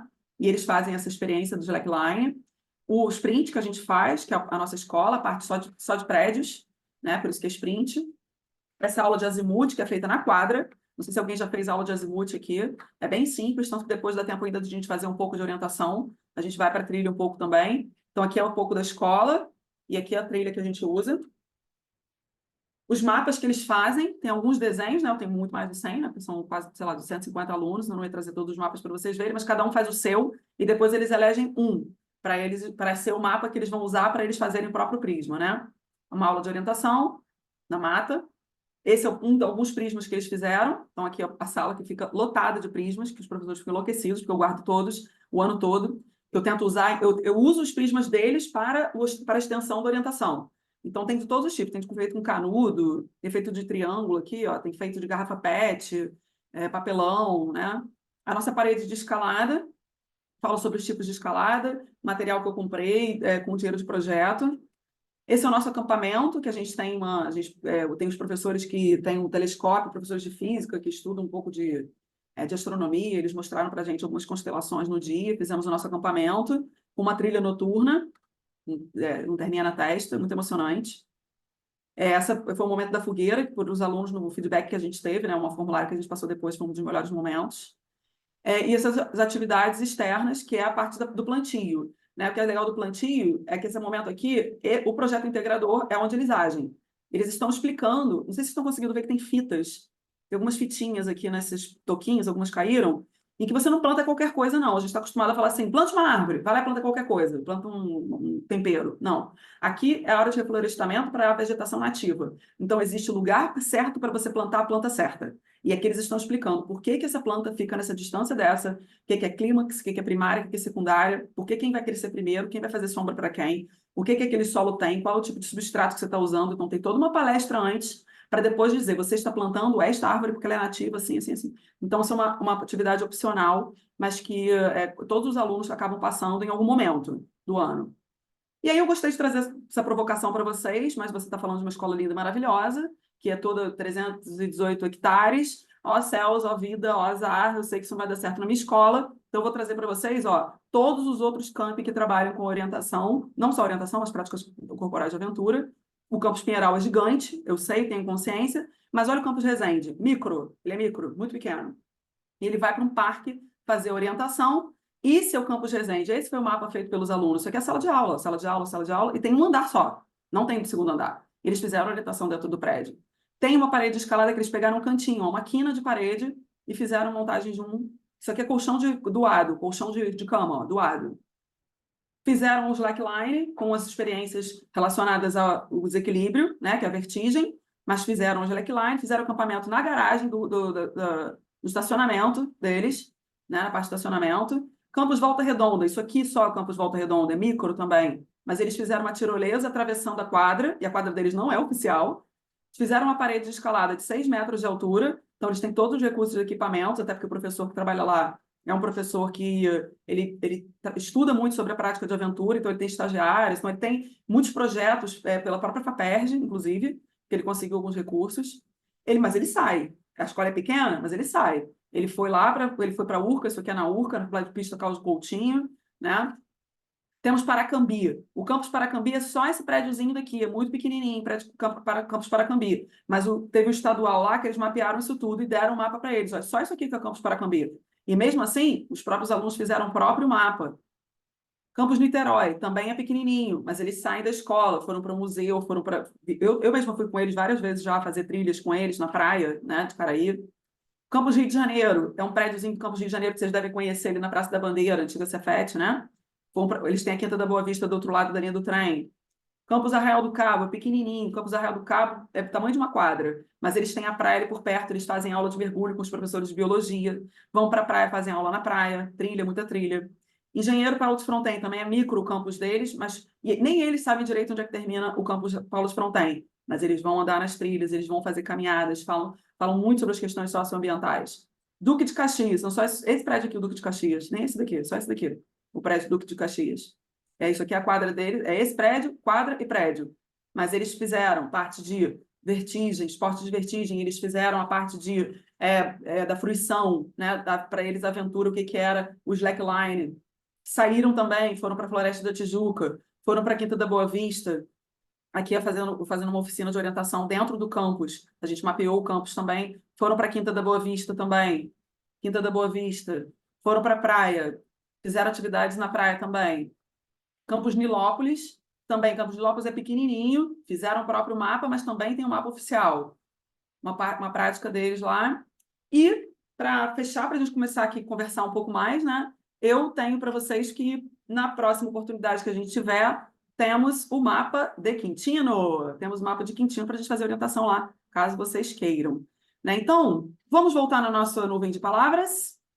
Podemos voltar agora? Alguém quer falar alguma coisa? Sei, agora é a hora de falar alguma coisa. Temos aqui, ó, nossa nuvem de palavras. Vocês estão vendo? Vocês estão conseguindo ver ou não? Não, a nuvem não, tá aparecendo só o QR Code, Tá. por enquanto. Gabi, primeiro, parabéns aí pela aula que você está dando. Para mim, que trabalho, né, com esporte de aventura, é sempre bom ver essas questões, essas reflexões. E durante a sua fala, eu fiquei pensando muito assim, né, o quão rico deve ser essa experiência para essas crianças, né? Que bom que já está indo para as escolas, algo que elas vão descobrir, né, uma nova sensação com a natureza, com o esporte. Eu ficava lembrando, falei, poxa, eu não tive oportunidade de vivenciar isso na minha escola. Então, para eu ter uma sensação de que eu estava fazendo alguma coisa de aventura, era quando eu viajava com a minha família, que a gente ia para o Hotel Fazenda. E eu sempre fui uma criança muito aventureira nesse sentido, de gostar de estar nesse meio ambiente, de gostar desse risco, dessa imprevisibilidade, né? Às vezes de alguns esportes com velocidade, que você fica no risco. Então, assim, eu gostava de andar a cavalo, eu gostava de fazer arborismo, e eu não tinha essa prática na escola. Então, assim, ver agora, né, esse novo momento das crianças terem essa oportunidade é muito rico, assim, porque são experiências que marcam muito, né, na nossa vida. E eu que trabalho agora com esporte de aventura, né, eu trabalho com canoa havaiana, mas eu também já dei aula de natação no mar, no posto 6 ali de Copacabana, já fui atleta de stand-up paddle, né, ainda remo, e eu só fui conhecer esses esportes do mar, né, assim, mais aquáticos, na universidade. Então, quando eu fui para essa aula aberta, né, que o Esquilo levou a turma, eu falei, caramba, eu me encontrei. É isso que eu quero fazer, eu quero trabalhar com isso, eu quero vivenciar isso como esporte, como trabalho. E, e a gente não vê, né, crianças procurando esses esportes. Até ou porque elas não conhecem, ou porque elas conhecem, mas não têm acesso, ou porque fica muito caro, né, assim, dependendo do esporte. Então, assim, é uma coisa que eu sinto falta como professora, de ter uma turma, às vezes, de adolescente, uma turma de crianças fazendo a canoa, fazendo natação no mar. Durante a pandemia, eu tive os clubes, né? Tudo tudo fechou. Quando começaram a liberar as praias e os clubes ainda estavam fechados, eu recebi um monte de atletas de natação, de piscina, que foram nadar no bar, né? E aquela experiência para eles foi super desafiadora, porque a piscina você tem um ambiente, entre aspas, controlado, né? Então tinha crianças que tinham medo de aparecer tubarão, medo de aparecer tartaruga, até os bichos mais inofensivos assim. E eu como professora gostei, falei, caramba, são poucas as crianças que têm essas oportunidades. Como que esses jovens seriam daqui a alguns anos se todos tivessem, né, acesso a essa prática desde cedo, seja essa ou seja outros qualquer de esporte de aventura. Então, eu só queria fazer esse levantamento aí e parabenizar, assim, acho que esse é o caminho, né? A gente começar a implementar também nas escolas, seja da forma que for, e quem sabe começar depois a expandir para, né, outros ambientes. É. Tá, parabéns. Valeu. Gente, agora é hora da gente compartilhar mesmo. Eu não estou conseguindo tirar a apresentação para mostrar número de palavras para vocês. Eu acho que eu vou ter que sair e voltar, gente. Você não consegue parar de compartilhar ou tentar compartilhar outra coisa, não, Gabi? Não? Eu não tô conseguindo voltar para a página. Não sei por quê. Eu acho que eu consigo, Gabi. Eu estou apertando para voltar para a reunião, ele não está voltando, ele não está me obedecendo. Está muito indisciplinado no computador. Ah, legal. Foi. Isso é uma Agora amiga, foi. vou interrompê-la aí. Quero também parabenizar, né? Eu fico muito orgulhoso de ser seu amigo, ver o pessoal da luta, como tem uma percepção maravilhosa. Você sempre dando show aí. Muito obrigado, tá? Valeu, valeu. Gente, então vocês estão vendo a nuvem de palavra? Sim, agora sim. Beleza. Então, olha lá como é que ficou, gente. Eu tenho também, não sei se vocês foram preenchendo à medida que eu ia falando, né? Mas eu até peguei aqui como é que ficou como é que ela ficou depois, antes, né? Como é que ela estava na hora de estudar. Não, acabou que ela não mudou. Do que foi, ela está se mantendo aí, Felipe. Porque o Felipe estava querendo saber como é que ela iria ficar. Então, o desafio, a adrenalina, diversão e a emoção foram as palavras aí que mais apareceram. Eu acho até que a gente pode olhar um pouco melhor, porque a nuvem de palavras ela tem uma limitação que quando você muda a forma como você escreve, você acaba botando palavras diferentes. Então, por exemplo, emoção, eu já vi que ela apareceu uma vez embaixo da diversão, mas porque foram emoções. Hã? Desafio também.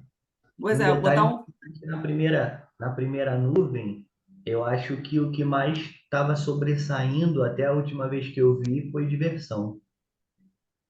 Aqui, o print que eu fiz logo lá no início foi desafio mesmo. Foi essa daí que tá aí. O print que eu fiz continua sendo desafio. E eu acho que é uma discussão muito interessante que já traz para a gente falar sobre desafio, por conta dessa fala que teve aqui agora, né? O que é desafio? Porque às vezes uma coisa está presente na nossa vida, ela está presente no nosso cotidiano, mas ainda é um desafio para a gente levar isso para a escola. E você vai ter gente que vai dizer que é um desafio porque a minha escola é pequena, porque eu não tenho dinheiro, porque eu não tenho capacitação. Então, é um desafio, não apenas é o desafio no sentido de é algo difícil de você fazer. Será que eu vou conseguir subir naquela montanha? Será que eu vou conseguir fazer aquilo? Será que eu vou conseguir chegar lá? Então, não é só um desafio no sentido da atividade propriamente dita, mas o desafio do nosso cotidiano de conseguir fazer, de conseguir implementar determinadas práticas. Assim como a gente falou em outros assuntos aqui, que era difícil da gente implementar outras práticas. Ah, eu não tenho dinheiro para comprar isso, não tenho dinheiro para comprar aquilo. Mas nós estamos tentando sair desse senso comum, né? Então, achei muito interessante o desafio ter entrado aqui, porque, pelo contexto, a gente entende o desafio como Ô, atividades. Gabriela, Oi, fala. é o Márcio Turini. Parabéns aí pela sua apresentação, muito boa, gostei muito. O que está me chamando a atenção nessa nuvem, eu não sei se eu estou tentando verificar aqui a palavra criatividade, eu não estou vendo nem aqui a palavra criatividade. E isso me chamou a atenção, porque e eu fui um que não escrevi criatividade. Mas é porque o esporte de aventura ele explora, né, a criatividade, e a criatividade é um valor muito importante do ser humano. A palavra criatividade está aqui, eu não estou conseguindo identificar. Não, acho que não está, não. Não estou vendo também, não. Isso me chamou a atenção. Agora eu parei para pensar aqui, me chamou a atenção. Muito interessante mesmo. Se a gente olhar uma por uma aqui, ó, porque desafios também apareceu aqui, não está pequena, não, ó. Desafio, natureza, exploração, ó. Exploração. E criatividade sempre foi uma coisa forte na educação física, né? Não sei se vocês lembram das concepções abertas e tudo mais. E eu acho que o esporte de aventura explora muito isso. Inclusive aquela classificação de Inácio, eu achei interessante particularmente, porque justamente te tira do engessamento do nome das modalidades, porque a gente pega modalidades que já existem. Então, quando você para pensar na lógica da prática, você se desgruda. A gente não está pensando na BNCC, a prática de corporal de aventura, como uma oportunidade de sair dos hegemônicos, mas a gente, pô, como é que a gente vai falar de esportes que, como surf, por exemplo, em escolas, em regiões de campo, por exemplo, sabe? Então, é impossível de fazer? Não, mas qual o significado que isso vai ter para essas pessoas? Né? Então, quando a gente pensa a aventura nesses contextos, assim, eu acho que é interessante. é, eu, particularmente, acho interessante a gente pensar nessa lógica das classificações pela característica, né? Diferente da primeira tabela que eu mostrei, o nome da prática: trekking, mountain bike, surf, skate. Não sei o que vocês acham. Gente, é hora da gente compartilhar. Eu acho que tem pessoas com mão levantada. Estou vendo aqui agora. Olhei para o ladinho, Felipe. Vocês se apresentam. Eu sou uma Fernanda. Chamo vocês para participar do nosso evento. Quem está com a mão levantada aí, gente? Ana Carolina e Guilherme, que acabou de aparecer aqui para mim. Oi. Eu acho que eu estou na frente, não? Ou Guilherme? Não, Ana Carolina, fala você. Tá, rapidinho. Não, só fazendo uma observação em relação ao que foi dito agora, da nuvem de palavras, né? Eu citei solidariedade e, pelo que eu vi aí, poucas pessoas citaram, né? E não sei o quanto que isso é importante ser ressaltado também, porque acaba que a gente, quando faz um esporte de aventura, a gente depende, uma relação de confiança para com o outro, né? Não sei, no montanhismo, por exemplo, comida fracionada, tem toda uma relação de, né, se colocar aí solidária quem está praticando o esporte com você. E uma coisa que eu fiquei refletindo aqui sobre as falas que surgiram, sobre o que a Gabi colocou também, e eu queria até fazer uma pergunta e tentar explorar um pouquinho mais esse tema, né, já que a Gabi é especialista aí sobre essa questão da mulher, enfim, nos espaços que elas pouco habitam. E aí eu fiquei curiosa para saber em relação a como pensar, né, os esportes de aventura de forma problematizada em relação ao mundo da mulher. E também fiquei curiosa para pensar sobre os esportes de aventura no primeiro segmento do ensino fundamental, que eu acredito também que seja um pouco mais desafiante, mas não sei se você, de repente, já leu alguma coisa sobre isso, teria como nos ajudar aí para a gente pensar um pouquinho juntos também. Era só isso mesmo. Então, vou responder a Carol antes do Guilherme falar, que é bem breve. O professor Tauan, que é professor de Niterói, né? Ele é um professor que fez, ele até apresentou um trabalho, se eu não me engano, no último congresso, sobre mulheres no montanhismo.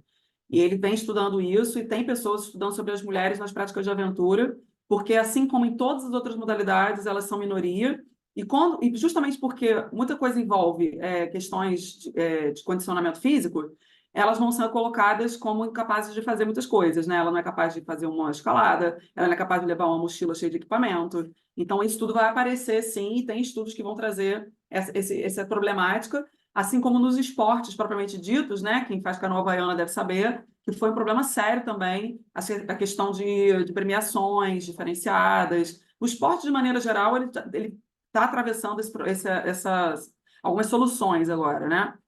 E entram questões relacionadas a gênero que a gente ficaria, mas elas não são diferentes por serem práticas de aventura.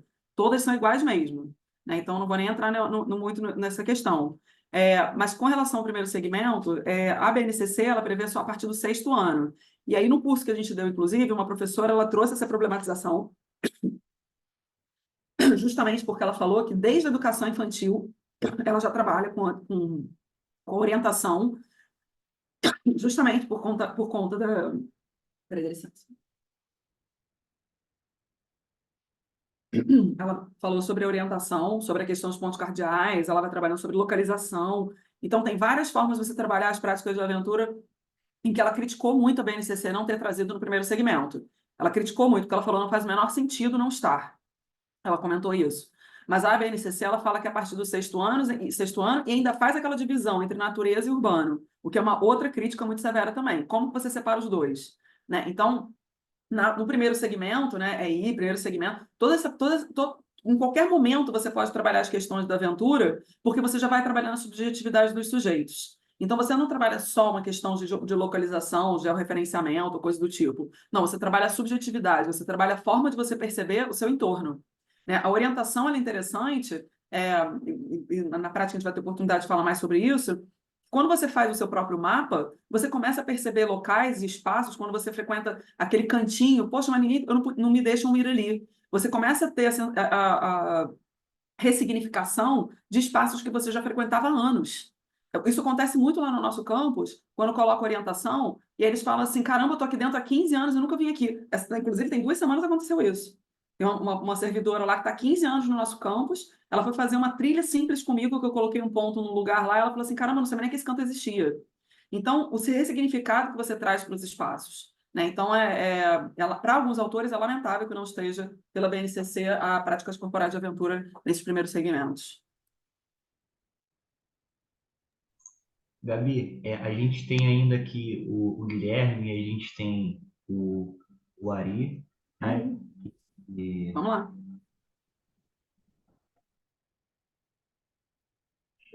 Posso falar? Pode. Guilherme. Gabi, parabéns à iniciativa, Triane, muito bom.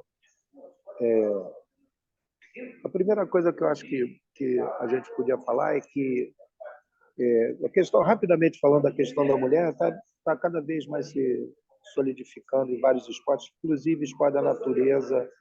Eu gosto de usar o termo esporte da natureza, outdoor também. Só para vocês terem uma ideia, hoje nós temos uma brasileira chamada Tamara Klink, que está isolada no gelo da Groenlândia há meses, sozinha, num barco a vela.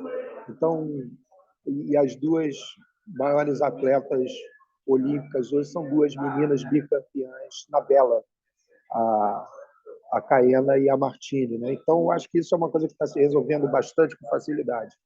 A outra coisa da questão do urbano e natural, eu acho que é a questão de grau, né, Gabi? Sabe por quê? Quanto maior a tecnologia, maior a segurança no ambiente hostil. Né? Então, por exemplo, uma escalada com mais segurança, a gente fica consegue fazer mais exploração. Isso acontece muito. A minha experiência é de barco a vela, então acho que isso acontece muito bem. Então, essas são 2 observações. Agora, eu tenho uma pergunta que você falou agora, deu até um exemplo. Surf, como é que se faz o surf no interior? Né? Você acredita que a gente pode orientar tem mais uma outra observação, mas a gente poderia orientar as práticas de aventura seja com mais características urbanas, como diz na geografia, paisagem artificial ou paisagem natural, de acordo com a vocação do lugar. Por exemplo, se a gente estiver em lugares litorâneos, como Cabo Frio, por exemplo, o Arraial do Cabo, a gente pode invadir, no bom e no mau sentido, o mar, né? É vocacional. Ou surf, como você tem em Saquarema, ou no Rio de Janeiro, ou em Florianópolis, né? Já em Pinheiral, ou Teresópolis, Magé, a gente exploraria a montanha, o ciclismo de montanha, a corrida de montanha, o alpinismo, né? Alpinismo, aliás, quero lembrar que alpinismo como esporte tem um nome que vem dos Alpes, é da natureza e depois vira parede de escalada indoor, né? Isso parece bastante curioso. Os caras começam nos Alpes, com gelo, alta montanha, e depois aparece no escalada indoor. Então tem a questão do grau de tecnologia aplicada. A minha pergunta é sobre vocação local, né? Por exemplo, a orientação. Tem um exemplo de orientação, se deu muito, na minha interpretação, eu acho que já algumas vezes já ouvi você falar sobre isso, sobre o fato de você estar numa escola agrícola. Então, facilita muito a orientação, né? A outra questão que eu quero falar é sobre criança pequena, rapidamente, né? Na BNCC, da Educação Infantil, tem espaço, tempo e formas, né? Como um dos eixos, como um dos campos de experiência. E a questão da localização, que é importante em vários esportes outdoor, por exemplo, né? A gente aprende desde a educação infantil, só não tem o nome de esporte de aventura, mas o conteúdo, a experiência, o conhecimento, os saberes aparecem desde a educação infantil. E eu quero só chamar a atenção para finalizar, vocês sabem que eu sou muito longo, né? É que há mais de 100 anos apareceu um movimento no Ocidente com características, claro, europeias e daquele tempo, que é o escotismo. Então, o movimento escoteiro, que tem toda essa pedagogia, Gabriel, ele atendia e ainda atende crianças a partir de 7 anos, não da educação infantil, mas a partir mais ou menos de 7 anos, que é a categoria do lobinho, né? E o escotismo é dividido em terra, ar e mar, né? Então, são elementos da natureza. Então, o escotismo, que hoje já não é tão grande no Brasil, ele, durante muito tempo, ele era uma pedagogia da aventura, né? É isso. Obrigado pelo espaço. Parabéns.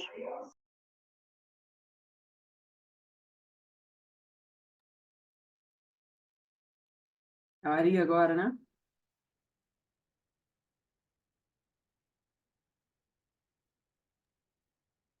Oi, gente, bom dia. Pode falar já? Estão ouvindo? Pode falar. Tudo bem?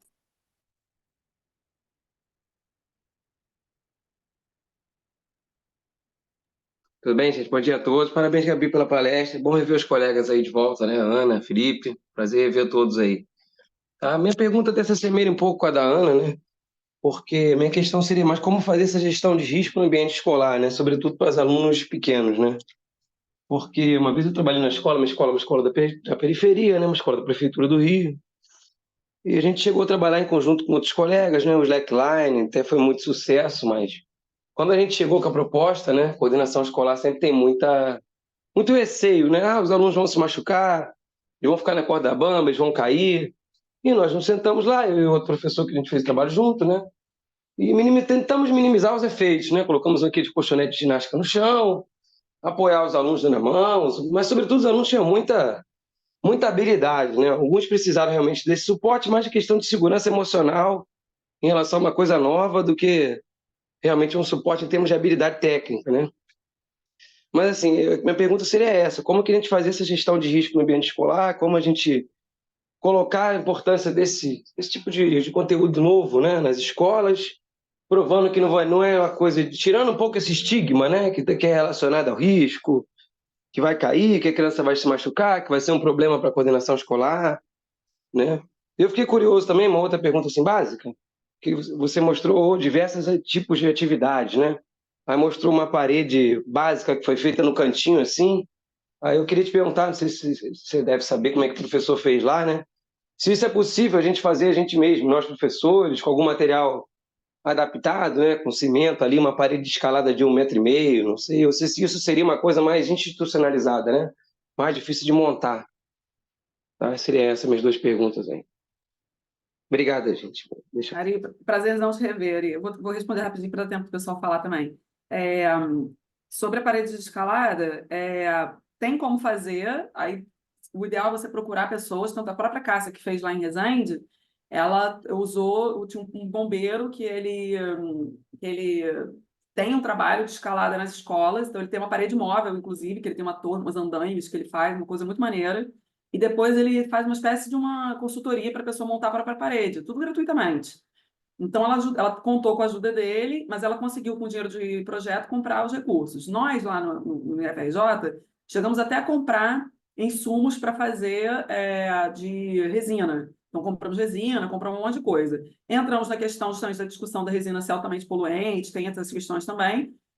Tanto que a gente conseguiu fazer algumas madeiras, né? Então, tem formas de você fazer, com certeza tem formas de você fazer. Mas, por exemplo, o Campus Niterói, ele foi lá, separou a parede para fazer, conseguiu até as agarras para colocar, aí chegou na última hora, a direção não deixou ele furar a parede. Ah, não, você não vai furar aqui não. Então, assim, a gente sabe que tem alguns entraves, ele não deixou de fazer outras coisas, mas ele não conseguiu fazer a parede escalada que ele queria, né? Então, a gente sabe que tem esses entraves que são relacionados à escola, e aí entra, até o Guilherme mesmo falou uma coisa agora, que entra naquelas primeiras perguntas que eu fiz, para a gente conseguir falar sobre a prática de aventura na escola, né? Que escola é essa? Né? Ela tem no político-pedagógico dela alguma coisa que vai te apoiar? Né? A BNCC ela veio para ajudar a gente a pensar a utilização desses espaços, o uso desses espaços para todas as práticas, para muito além das práticas que são feitas na quadra.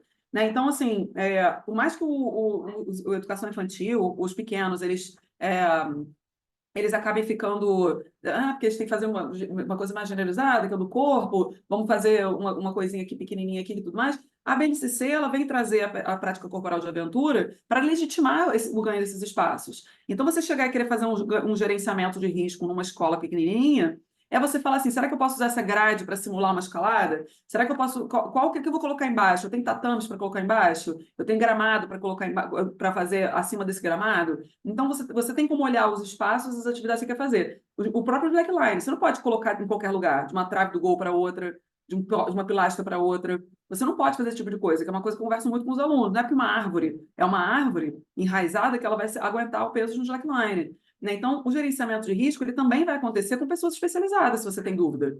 Né? Então, tentando responder bem brevemente, eu penso que não é só você chegar lá e falar assim, eu acho que vai dar certo. Vou testar aqui, deixa eu pular aqui para testar para ver se vai dar certo. Não é só isso.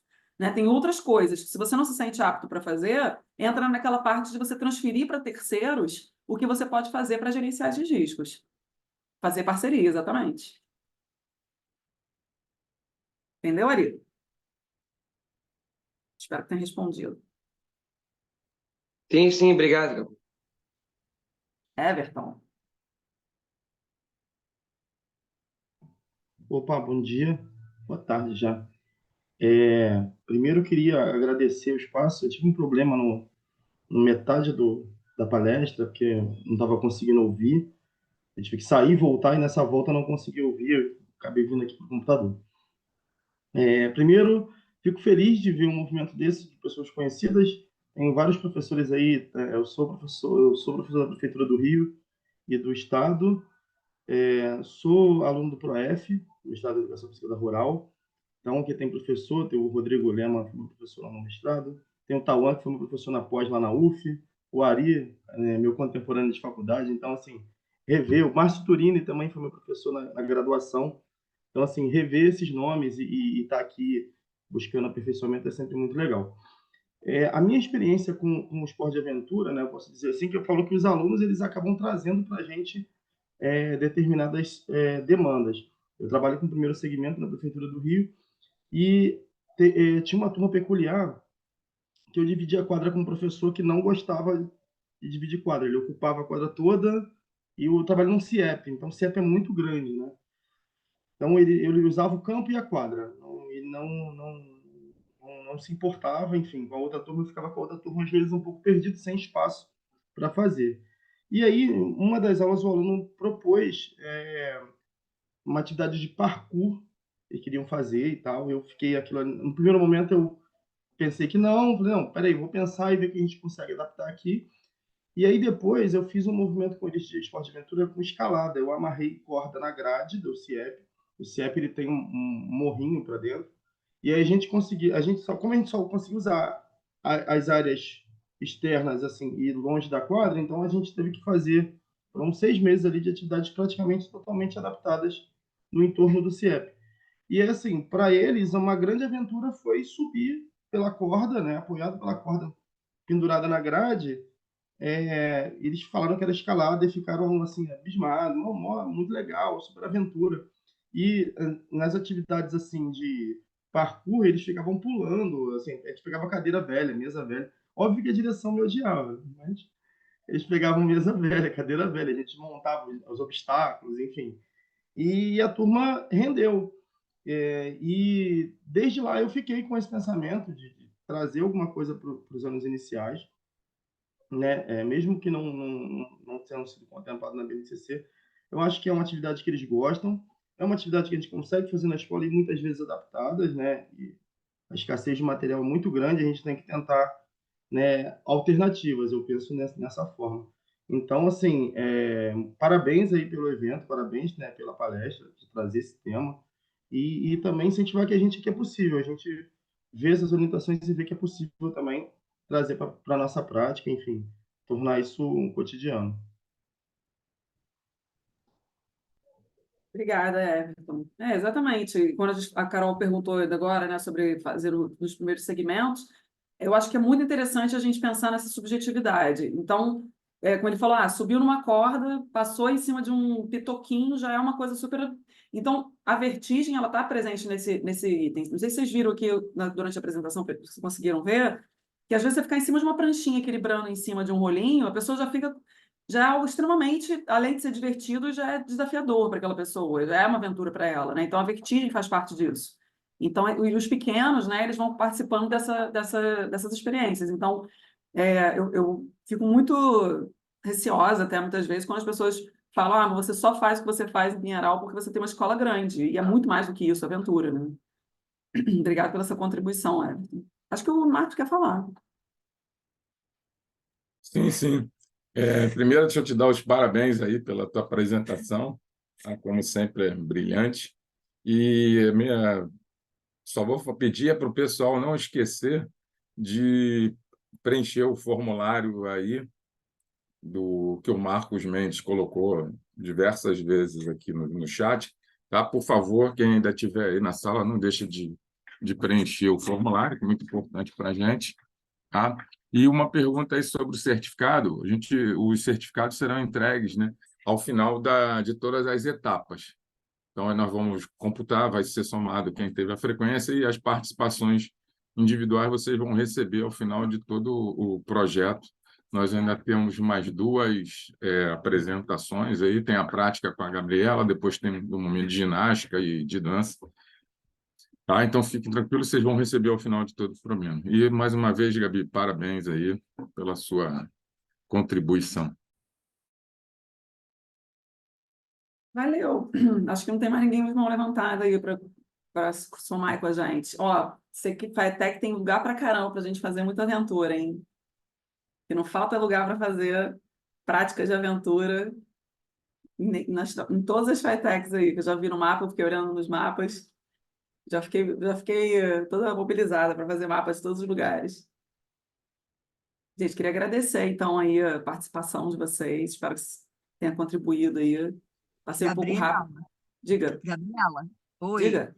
Sou da FATEC Bacaxá e ano passado eu ia começar um projeto desse tipo. Não exatamente o que você faz, mas eu queria aproveitar lá o espaço que a gente tem e a questão do surf, da canoa havaiana, de Saquarema, né, para fazer um trabalho. Mas acabou que eu precisei tirar licença, eu me ausentei, mas eu estou voltando agora em maio, e aí depois eu quero trocar umas figurinhas com você, porque tem muita coisa legal para a gente fazer. Lá é enorme, lá tem muito espaço, Saquarema tem muita opção de trilha, de lagoa, de mar, então, assim, a gente tem muita coisa para fazer, né? Então, depois vamos trocar umas figurinhas aí, tá bom? Com prazer, com prazer. Valeu. Obrigada. Francisco levantou a mão, Felipe. Dá tempo dele falar? Jogo Francisco. rápido, Gabi. Só Tudo vou bem. reforçar aqui o convite feito pelo Túlio também aqui sobre o Congresso Brasileiro de Atividade e Aventura, que vai rolar agora em Petrópolis, pela primeira vez no estado do Rio de Janeiro. Submissões agora até o dia 7 de abril, foi prorrogado, então é uma oportunidade da gente debater todos esses temas aí e muito mais. Vai ter gente do Brasil todo, essas referências, e muitas dessas referências citadas aí pela Gabi vão estar lá. Então, é uma oportunidade boa para a gente aqui do Rio conversar um pouco mais sobre isso em Petrópolis, de 22 a 25 de maio. Beleza? Fica aí o convite também. Eu vi esse evento, inclusive, eu achei até que era o algoritmo que estava me jogando. Quando eu vi esse evento, depois eu vi a palestra aqui, eu falei, nossa, vai uma coisa linkar com a outra. Legal. Muito bem, então, em nome do GEPESC, a pessoa do professor Silvio Teres, líder do GEPESC, queria compartilhar aqui com a professora Gabriela um certificado, é um certificado simbólico, né, para agradecer pela tua contribuição, não só pelo dia de hoje, né, mas pela contribuição que você vem fazendo junto ao nosso grupo. A gente é muito feliz de ter você aqui com a gente, né? Então, em nome de todo o grupo, a gente agradece a tua participação. Tá bom, Gabi? Amigos e amigas, eu queria pedir que vocês preenchessem a lista de presença, tá? Porque assim como o Edberto lembrou aqui, ao final dessa jornada, né, ao final de 24 meses de atividades junto à rede FITEC, nós vamos ter um certificado para as pessoas que participaram, contabilizando toda essa carga horária. Então, eu queria pedir para preencher, porque nós tivemos hoje aqui um pouco mais de 40 participantes ao longo do dia e menos da metade respondeu à lista de presença. E isso é importante, gente, porque assim, nós queremos continuar esse projeto e projetar novas coisas, né? E para isso, gente, a gente precisa justificar que a gente vem conseguindo alcançar os professores das redes, os estudantes, a gente precisa alcançar as pessoas. Então, isso é uma forma de a gente justificar e dizer, olha quantas pessoas a gente conseguiu alcançar, né? Porque às vezes, isso também é interessante para você, né? Às vezes as pessoas falam assim, pô, mas você é professor, você tem participado de eventos, você tem participado de formação, e você vai dizer, olha, tem lá, o meu nome está lá, eu marquei a lista de presença, eu estava presente naquele evento. Isso é uma forma de você também justificar que você tem participado dessas nossas atividades, né? E que você tem compartilhado experiências aqui com a gente. Dito isso, gostaria de agradecer a presença de todos vocês, agradecer muito a professora Gabriela pela fala, por compartilhar suas experiências, dizer para vocês que no próximo mês a nossa próxima atividade vai ser lá no campus de Quintino. Nós vamos ter uma oficina prática com a professora Gabriela, que vai também compartilhar de forma prática com a gente um pouco da experiência dela sobre práticas corporais de aventura, né? Espero encontrá-los novamente. Vai ser muito bom receber vocês no nosso campus e espero que a gente possa estar junto aí nas próximas atividades do nosso grupo. Tá bom, pessoal? Uma boa tarde a todos vocês e até a próxima. Valeu, Boa pessoal. tarde. Valeu. Boa tarde a todos, abraço. Boa tarde. Tchau, tchau. Boa tarde, obrigado, Gabriela.